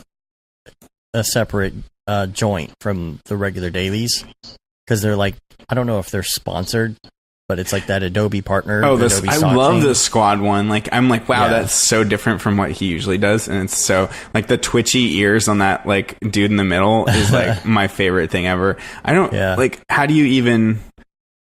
Are those characters available in Adobe Fuse? Is that a thing? I don't know. That's what I was need to like look at Adobe Fuse. I still haven't even done that. I need to go in there. Doing its work. Yeah. It's getting you interested in checking out their service. So absolutely. It's definitely on the list. Like Fuse and Mixamo are super powerful. And I love the one from today, Dark Arts. It's so freaking weird. This dude like well, that's the third one on the list. We got to go in order. Okay, sorry. Okay. June 29th is called Revolve. So it's like Evolve, but Revolve. This is interesting to me because the question is going to be... There's a lot of questions. Number one, did they bring dinosaurs back and then outfit them with robotics? Are they all robotic? Is this on another planet? Like, what's going on here? Oh, see, I'm having an issue where he didn't post this on Instagram. I need to go to Twitter. I've seen it, or I saw it maybe on Facebook. The dinosaurs. The dinosaurs. The dinosaurs. Oh, I see it on the stream. Yeah. Okay, cool. Yeah. Cool. It's the... does he share his scene files to look at? Some of them. Some of them. I don't know how much in the dailies he actually shares in comparison with other things. I think one of the problems that arises with that is if you have plugins or things you're using, that's pretty hard to share all of that and have it actually work or whatever. But this is going to be an interesting one to implement into the story. That's for true. But like the neck, there's nothing organic, I think, left in between the neck and the head here. And so I'm trying to figure out, what are these used for? Are these dinosaurs being controlled by something? Are they, like, what's the story behind it? I don't know. Yeah, I love the replacing parts of the organic dinosaur with mech type stuff. It's super cool. Is this Kit Bashy stuff? Is this all Kit Bash? Maybe. I think that the parts in the dinosaur might be things that he's designed from previous stuff. A lot of it looks like his 0 day type stuff. But I think the building in the background, that spherical one, might be... That a lot. Yeah, that might be a Kit Bash from the... there were buildings that looked like that in the Space Colony one. Yeah. Yeah, somebody posted the other day, I forget who it was, but they were working on something and... they were using a French monkey bash pack or something. I was like, I recognize that part. I use that for a pinball machine. Yeah, totally. But yeah, Dark Arts this is yesterday, so July 1st. This is very different. Yeah, so different. So what do you think? I got some ideas, but what do you think? About the storyline? Yeah. I don't know, like it's the Beeple worshippers that, maybe this is one of the overlords of the worshippers that gains his divine knowledge from these old computers. I don't know if this takes place in the past or whether it's actually the future and they're using this retro technology and worshipping the retro technology, but yeah. Well, it's called Dark Arts, so it's almost as if, like, okay, so this is one of my things with the book, right?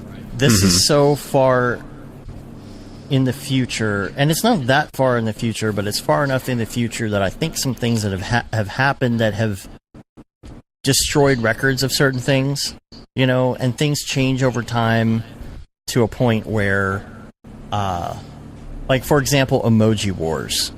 Right, you got Emoji Wars, and it looks funny, right? You're like, oh, there's a bomb, and it's got a smiley emoji face on it, and it looks silly, right? But in the future, that's a normal thing. Like over time, it became something that wasn't silly anymore. It's something that like emojis are just a normal thing, and so like no one sees the humor in it because it's so far in the future. And if you think about it the other way, if you think about like these computers and stuff, this Apple IIgs that's sitting here on the table, and it's called Dark Arts. It's almost like, you know, you've got these books here, and it's like maybe there are certain parts of history that were sort of erased, you know, and maybe it's part of a religion or a cult, like summoning old computer programs. You know, that's kind of what I'm thinking. I don't know. The things I love about this image are the books and how I don't know if he laid those out by hand, but there's like variety to the point where you really can't see the duplication in the books, which is pretty amazing. And it looks like they've maybe been simulated so that they lean on each other, you know, or maybe he placed those by hand, but I feel like it'd be a lot easier to simulate. And then I love the candles with the bit of subsurface scattering. Is really, really nice. The lighting is just awesome. I am not sure, like the screen is cool because it's curved and it looks legit, but I imagine he's got an additional green light. Because if you had a light that was, you know, coming directly out of the computer, it would just blow out, you know, you wouldn't be able to see that text on it. So I imagine he's got an invisible light sitting there to light up the dude's face and make it all greenified and match that lighting, which is a really cool touch, which really integrates the character and brings your focus to the character. So yeah, I love all that stuff. And the blue light that's hitting from him from behind just adds to the creepy vibe. And I love the additional. Think it's a window with like the moon coming through. Yeah, and exactly. You don't even have to see it. You don't have to see it, but it feels like it's nighttime because of the darkness and the candlelight and all that stuff. And then the dusty textures that he's added over top are also really nice and adding to the kind of creepy, you know, archival vibe of the whole thing. Cool, yo. Well, that wraps the Beeple's People segment. Now, we do have one email social follow-up thing from Tokyo Megaplex. I've got a small little bit of stuff that I wanted to share about my Ice Baby project, if that's cool, like the real flow stuff. Yeah, let me do this email social thing real quick, and cool, and we'll hop to that. It's just one thing from Tokyo Megaplex. He said, just listen to the latest podcast with Billy as I'm on my way back to New York. Dave, he said, Day World is actually all Cinema 4D plus Octane. I heard the creator Cole Cush mention it on a podcast. I've been obsessed with Day World since it came out, and also Matt Brograph. The amazing title sequence you noted is created by Alan Resnick, who is one of my top 3 favorite 3D artists, and he uses all Cinema 4D Octane as well. Definitely check him out. He did the creative direction for Day World as well, and does some other Adult Swim infomercial stuff. He made a really cool short also for Super Deluxe called Johnny Bubble, you may have seen. I'm wondering if he does some of the infomercial, you know what infomercials are? Yeah. On Adult Swim, though? No, I haven't seen ones on Adult Swim, no. So it's like a slot, like late at night, somewhere like 4 a.m, where they put like these little shorts and stuff. They call them infomercials. Maybe that's where my, KFC work went, with Smearballs. Probably. And that's probably where our train fellatio thing with Smearballs went too. Yeah, totally.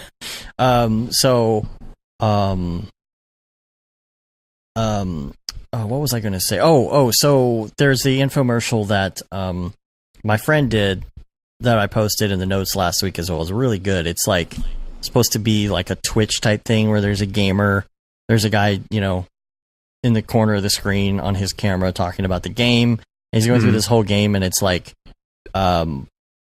it's basically like he's playing Halo, and he's showing you how to play Halo, but it's like it would be like if it were at the end of Halo, where everybody goes home, And now they're a vet, and they got to, the guy's got to go like live with his mom, and he's got PTSD and like this whole thing, trying to recover from. He's got a day job working at the drugstore, putting labels on things, but then it goes into this whole meta thing where like he's also in a game, and someone else is showing his life and controlling his life through their own Twitch stream, and it keeps getting more and more meta in all these universes. Inception, yeah. Nice. So check that out. So let's talk about some other stuff on your project. Sure. I wanted to give Grant Inoue, aka Grant, and Chris Rutledge, aka Tokyo Megaplex, a shout out because they helped me a ton on this project. Grant did all of the remeshing of the mocap to fix the ugly render errors in the ice. I don't know if I mentioned that before, but when I got the animated head back, which had been, the mocap animation had been applied to, it was just an isolated head that was not attached to the scanned body. So I was getting all these weird shading errors, like the lip was darkened. And also I got back separate eyes and teeth, which is well and good when you're doing normal mocap for a human character that's got skin, but when you're dealing with ice, those things show through the ice and look skeletal. So she looked creepy AF unless I made her texture really rough, and that didn't look like ice. Like ice is shiny and stuff. So man. So Grant had this magic, remeshing in Houdini, basically treating it like a fluid sim where he would fill up any inner geometry. It was like filling it up with fluid, like a container, and so we lost any of that inner geometry and remeshed the whole thing almost as if it was chiseled out of ice. And even things like the teeth would show through the lips, and so he reduced that into just like a much more simple piece of geometry. So we did tons of revisions just to get the look to a point where it didn't look like disturbing, so like that uncanny valley thing was extremely hard with this project. Even though the mocap animation was really good, this was like facial motion capture, it still hits the uncanny valley thing and looks like it's my least favorite part of the project, just because when you see human faces moving, even though it's ice and it's abstract, it's still a little bit in that uncanny valley, because there's not all of the detail that we're used to seeing in Marvel movies, so all of that stuff was really hard. And Chris did all of the smoke sims in the beginning, so I kind of directed him to make this dry ice that never goes above a certain height.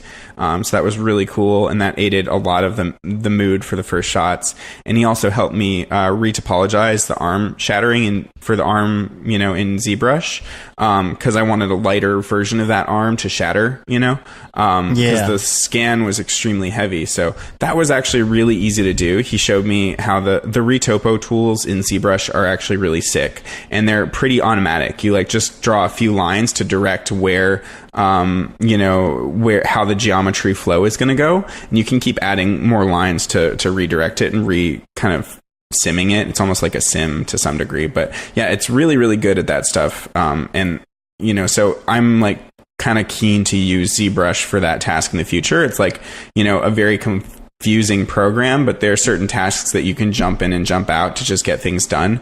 That and bashing up geometry is really easy in there too, which I kind of got the idea for that from Cornelius Domrich, seeing his workflow on 6088 AD, where he would take every model and just beat up the edges, and then and then on top of that, he would use that plugin.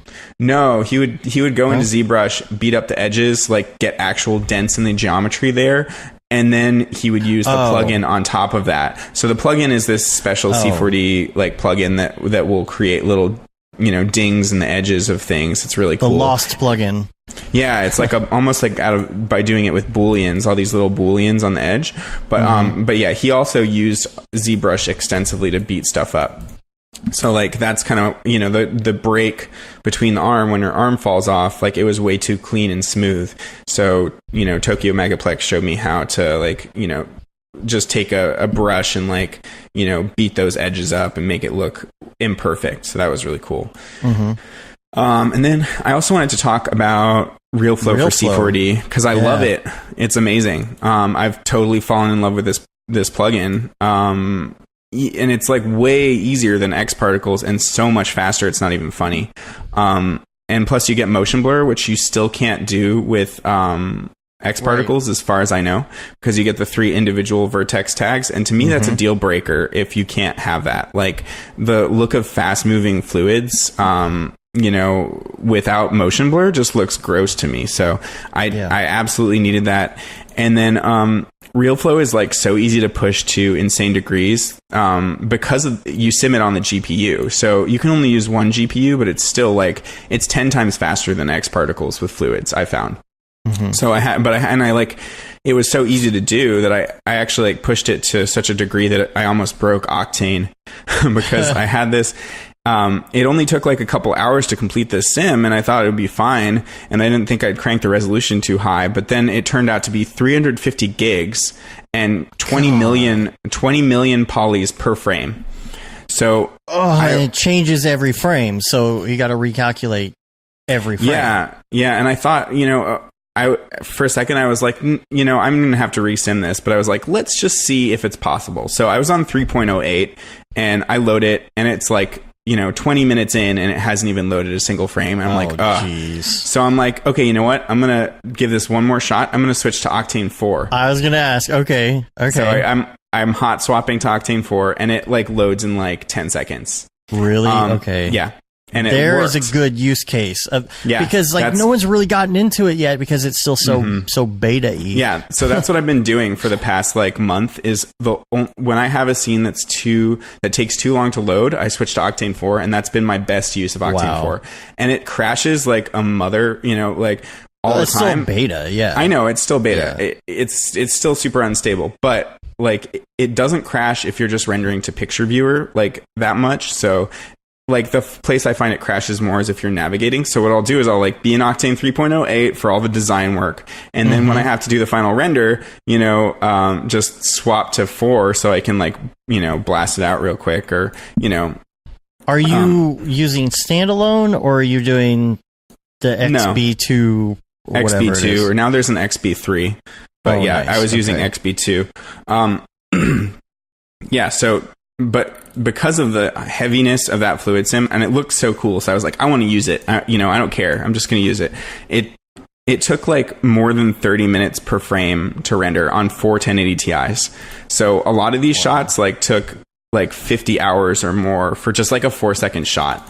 And then there's this one shot where like the 2 people that fill up with fluid kind of explode into particles, and the mesh, because it has to then remesh like every particle that's been separated, the mesh goes from like only like, I don't know, 1 million polys to like more and more and more until it's like 30 million polys. So that shot, just where all the fluid all drops, even though it doesn't even look that good, was by far the hardest, longest shot to render. And like some of those frames towards the end of, this little particle explosion, like took 4 hours per frame on 4 1080 Ti's. So some of these shots I'm just like, oh my god, I'm just gonna let it go, and like once this shot's done, I'm never re-rendering it. If it's like kind of jacked, that's fine. Like it would have been nicer if the water fell off in like sheets, and I could have used the sheeter daemon to do that, and maybe that would have been better for meshing the things and not have such a high poly count. Sheeter daemon? Wait, what? There's a sheeter daemon that basically what it does is it fills in holes and creates sheets of fluid versus like individual particles. So that can be really good. And yeah, I could have done that. The issue I was having was also like I had filled these figures up with fluid, and then when I removed the collider to get it to fall, it kind of exploded, right? Because it's all fluid under pressure that then once the thing it's colliding with is gone, it just kind of bursts outward. So I had to like figure out ways to diminish that. And I don't know, that drop shot was a hassle. It still doesn't look that good, but it tells the story, and I got through it. So yeah. Wow. Yeah. I love when the water comes together and spirals. And that was just a vortex daemon, and then in the center I've got like an attractor, and it's like just colliding with the surface and flowing downwards, but not too difficult. And then there's a bunch of shots in the beginning where I'm using D-splines to create those tendrils, and D-splines are just like basically a way to direct parts of the fluid. So I had like kind of a tree-like network of D-splines, so it would kind of flow and then split apart and, you know, create these branching tendrils for some of it, which I wanted because I wanted to give the fluid intentionality. These are two people that have just melted and are kind of coming together in the afterlife of their fluidness, you know, to meet. And then is this like the first time that like how long have you been using this? I've used it on like 2 other projects. It's okay. I used it on the weird like emo music videos I was doing where I needed to make some viral looking fluid. And then I also used it on pretty briefly on that bubble like fruit dropping water spot, you know, but mostly I used X particles on that one. Because there was a really good bubble tutorial for X particles. But yeah, this was the first time I really dug into it.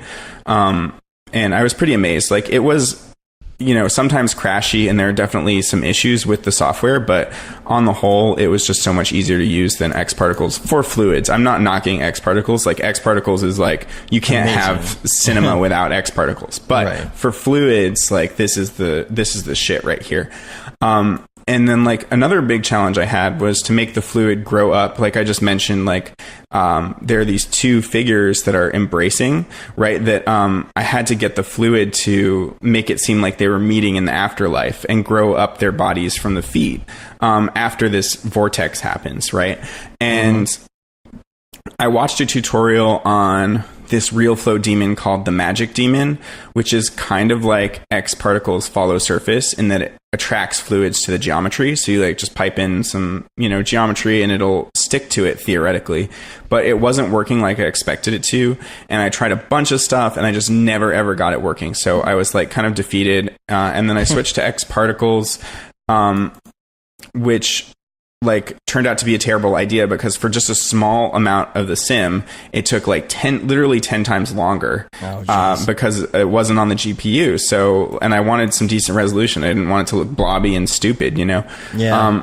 So, and I used the follow surface modifier, which worked, but that with the fluid dynamics, you know, I used the flip fluids, like an actual container, because you get a little bit more of a realistic fluid. And I tried the SPH fluids as well. Either way, it took a lot longer, and ultimately it worked, but the fluid dynamics just looked boring. It was not interesting seeing this thing kind of fill up, or, you know, even though it was following the surface, you know, it just didn't look that interesting. So I switched back to real flow.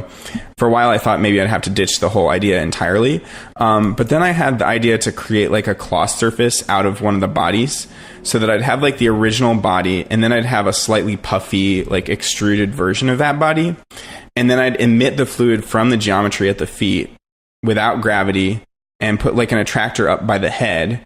And then the fluid would fill in the space between the original collider and the new expanded cloth surface body. So I'm creating like a you know, in between area for the fluid to go.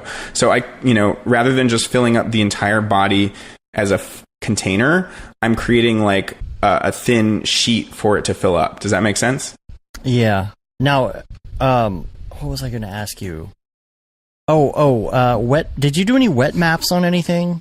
No, that was notice any. But... Travis David's. No, I didn't do any wet maps because like ice. I don't know if that even makes sense. Like ice getting wet. Well, you know how there's like not actual dry ice, but you know how there's ice that's like almost it's so frozen that it's dry to the touch.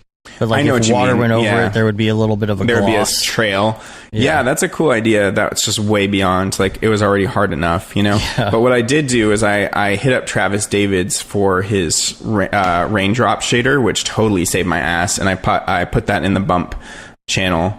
And that got the dripping, you know, like fluid look for the pre-melt, like kind of like as a story point to indicate to the audience that something was going on involving dripping fluid, you know, maybe you know, and hopefully tie together this whole melting thing that happened. So it's not so out of the blue, you know?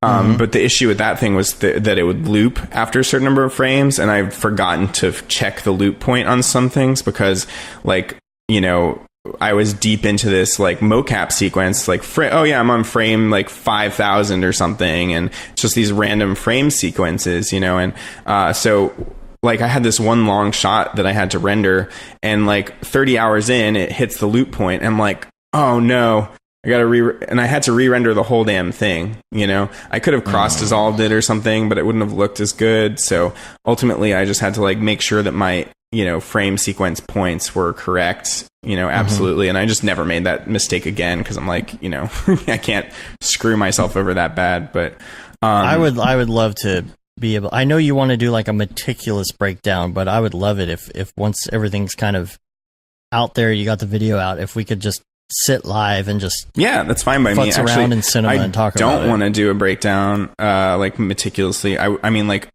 other than certain aspects like the environment, you know, right? But yeah, I would definitely love to do a more relaxed format like that for sure. Because if we had cinema open right now on both our computers and we could like share and like open stuff, like it would be so cool to be able to see some of these things that you're talking about, you know. Totally. Yeah. And I can, you know, prep for that and do some play blast and stuff that I can show. But yeah, so the emitting fluid thing. So like imagine that you've got this character and then this puffier version of the character. And in the space between those two, like the difference, that's where I'm emitting fluid. And that's the container that I'm getting it to fill up.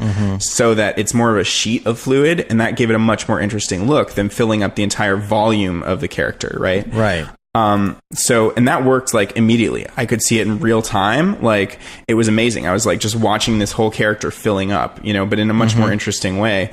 And yeah, like because of the GPU simming, I could just watch that happen, you know, in real time.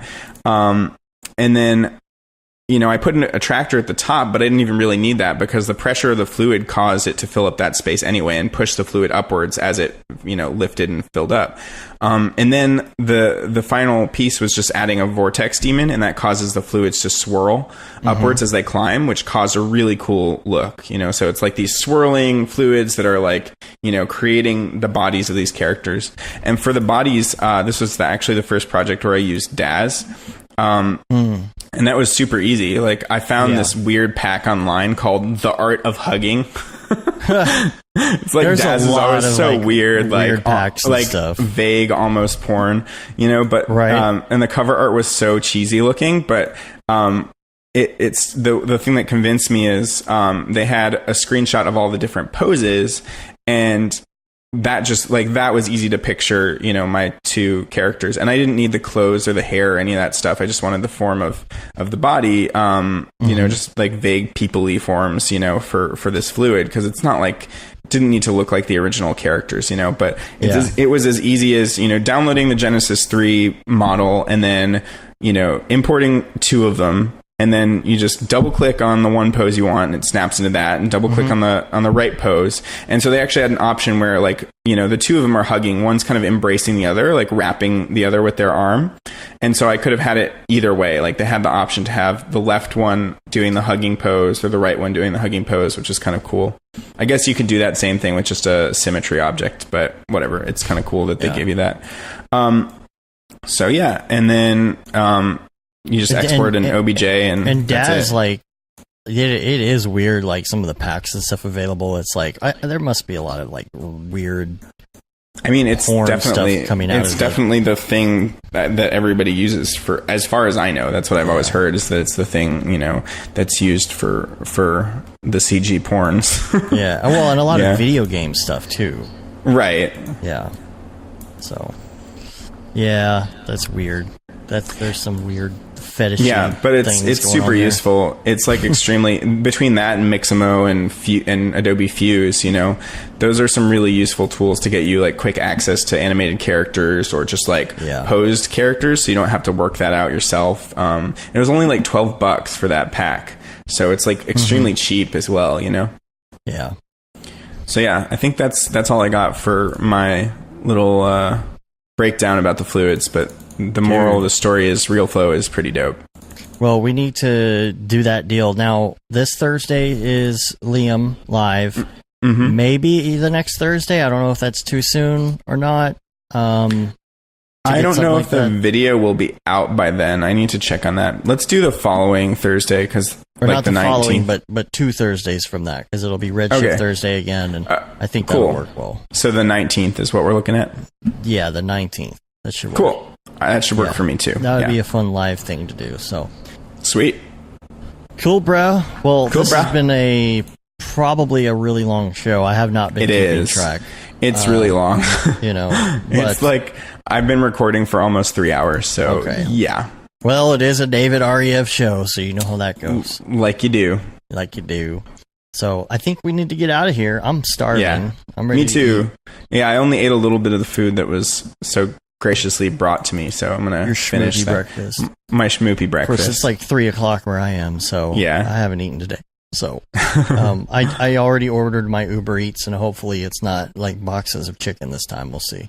Hopefully not. So rate us on iTunes. Leave a review. It helps get our ratings up, and subscribing on your podcatcher of choice is the same thing. You can subscribe to our newsletter. We really are contemplating actually sending one out pretty soon, so look for that.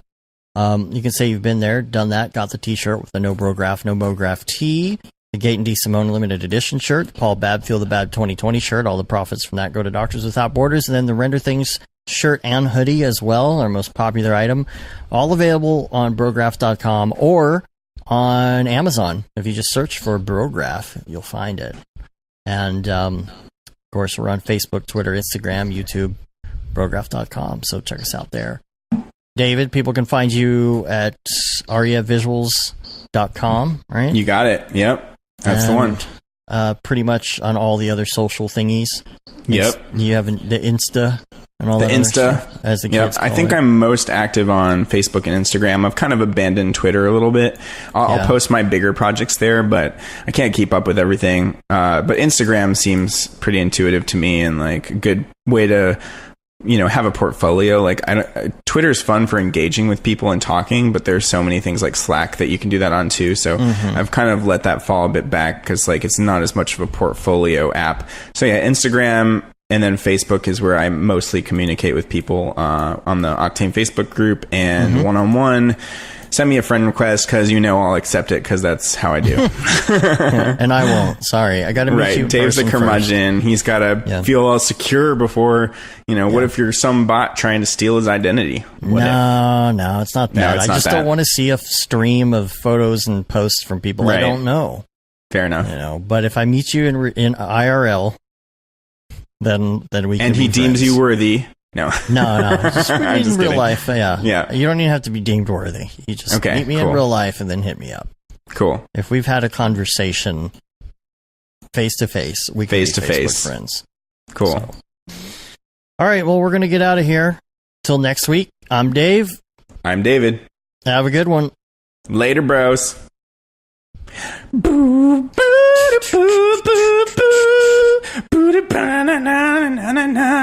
It's pretty good, I guess. So we don't need real music. We'll just do that. Brograph.com is a supplement to the site Brograph.com. An online resource. An online resource. Something. Yeah. Real nice banana. Real nice banana. We don't care how you get here, folks. Just get here. Just get here. I'll just put all this at the end of the show.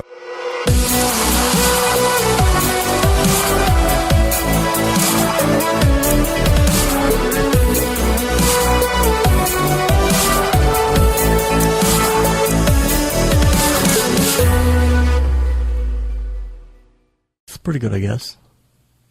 Brograph.com, an online resource for learning Cinema 4D, After Effects, and other motion graphics tools specifically catered to help you prevail as a motion graphic designer. What's up, bros? Welcome to another Brograph motion graphics tutorial. With tutorials, plugins, and now a podcast with tens of thousands of listeners worldwide. Yeah, it's a great community to be part of. We give you professional time-saving tips, industry news, interviews, shortcuts, and lessons that help keep you current in the world of motion design. Join HDR Studio, take the render settings, pick the HDR, put in a reflection, and gorgeous. I love projects that scare me. When our art director comes to us and asks for something that I had never done before, man, it gets me pumped. Our weekly long-form podcast will give you the latest news, help you in your file management, hardware configuration, and client relations. Learn about the latest render engines, modeling techniques, and workflow integration while staying entertained. Real nice banana. Ah, that's so funny. All right. I'm going to live forever. Our Brograph Talks are a chance to see the way industry leaders from around the globe are changing the face of motion design. Sometimes you got to make stuff that you're not going to put on your reel, and I'm not here to judge. The podcasts and talks include people like Beeple, Barton Damer, Nick Campbell, Andrew Kramer, David Ariev, Chad Ashley, Paul Babb, EJ Hassenfrost, Mitch Myers, Chris Schmidt, Jules Urbach, Cornelius Dammert, David Brodeur, Andy Needham, Caitlin Kaju, Zubair Parker, Noseman, Ryan Bean, Casey Hupke, Nick Lyons, Sage, Joey Korenman, Jeremy Cox, Rick Barrett, John Dickinson, Matthias Omatola, Patrick Goski, Brandon Clements, Steve Teeple, Tom Glimpse, Patrick Lundstrom, Julia Simone, Devin Coe, Al Heck, and even Deadmau5. You get that render done. Yeah, you better frame what? Our Brograph breakdowns go behind the projects and give you an insight on what it's like to manage and maintain your own personal business or work for a large company. Join us for live sessions, check out our useful plugins, watch time-lapse projects, interact with us, and send us email questions and topic ideas.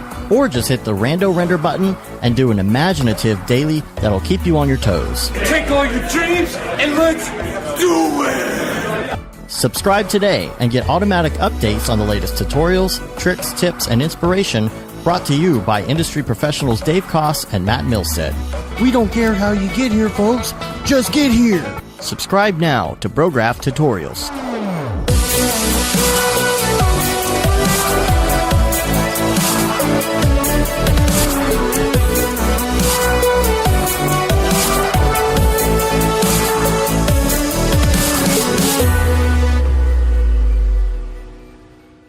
It's pretty good, I guess.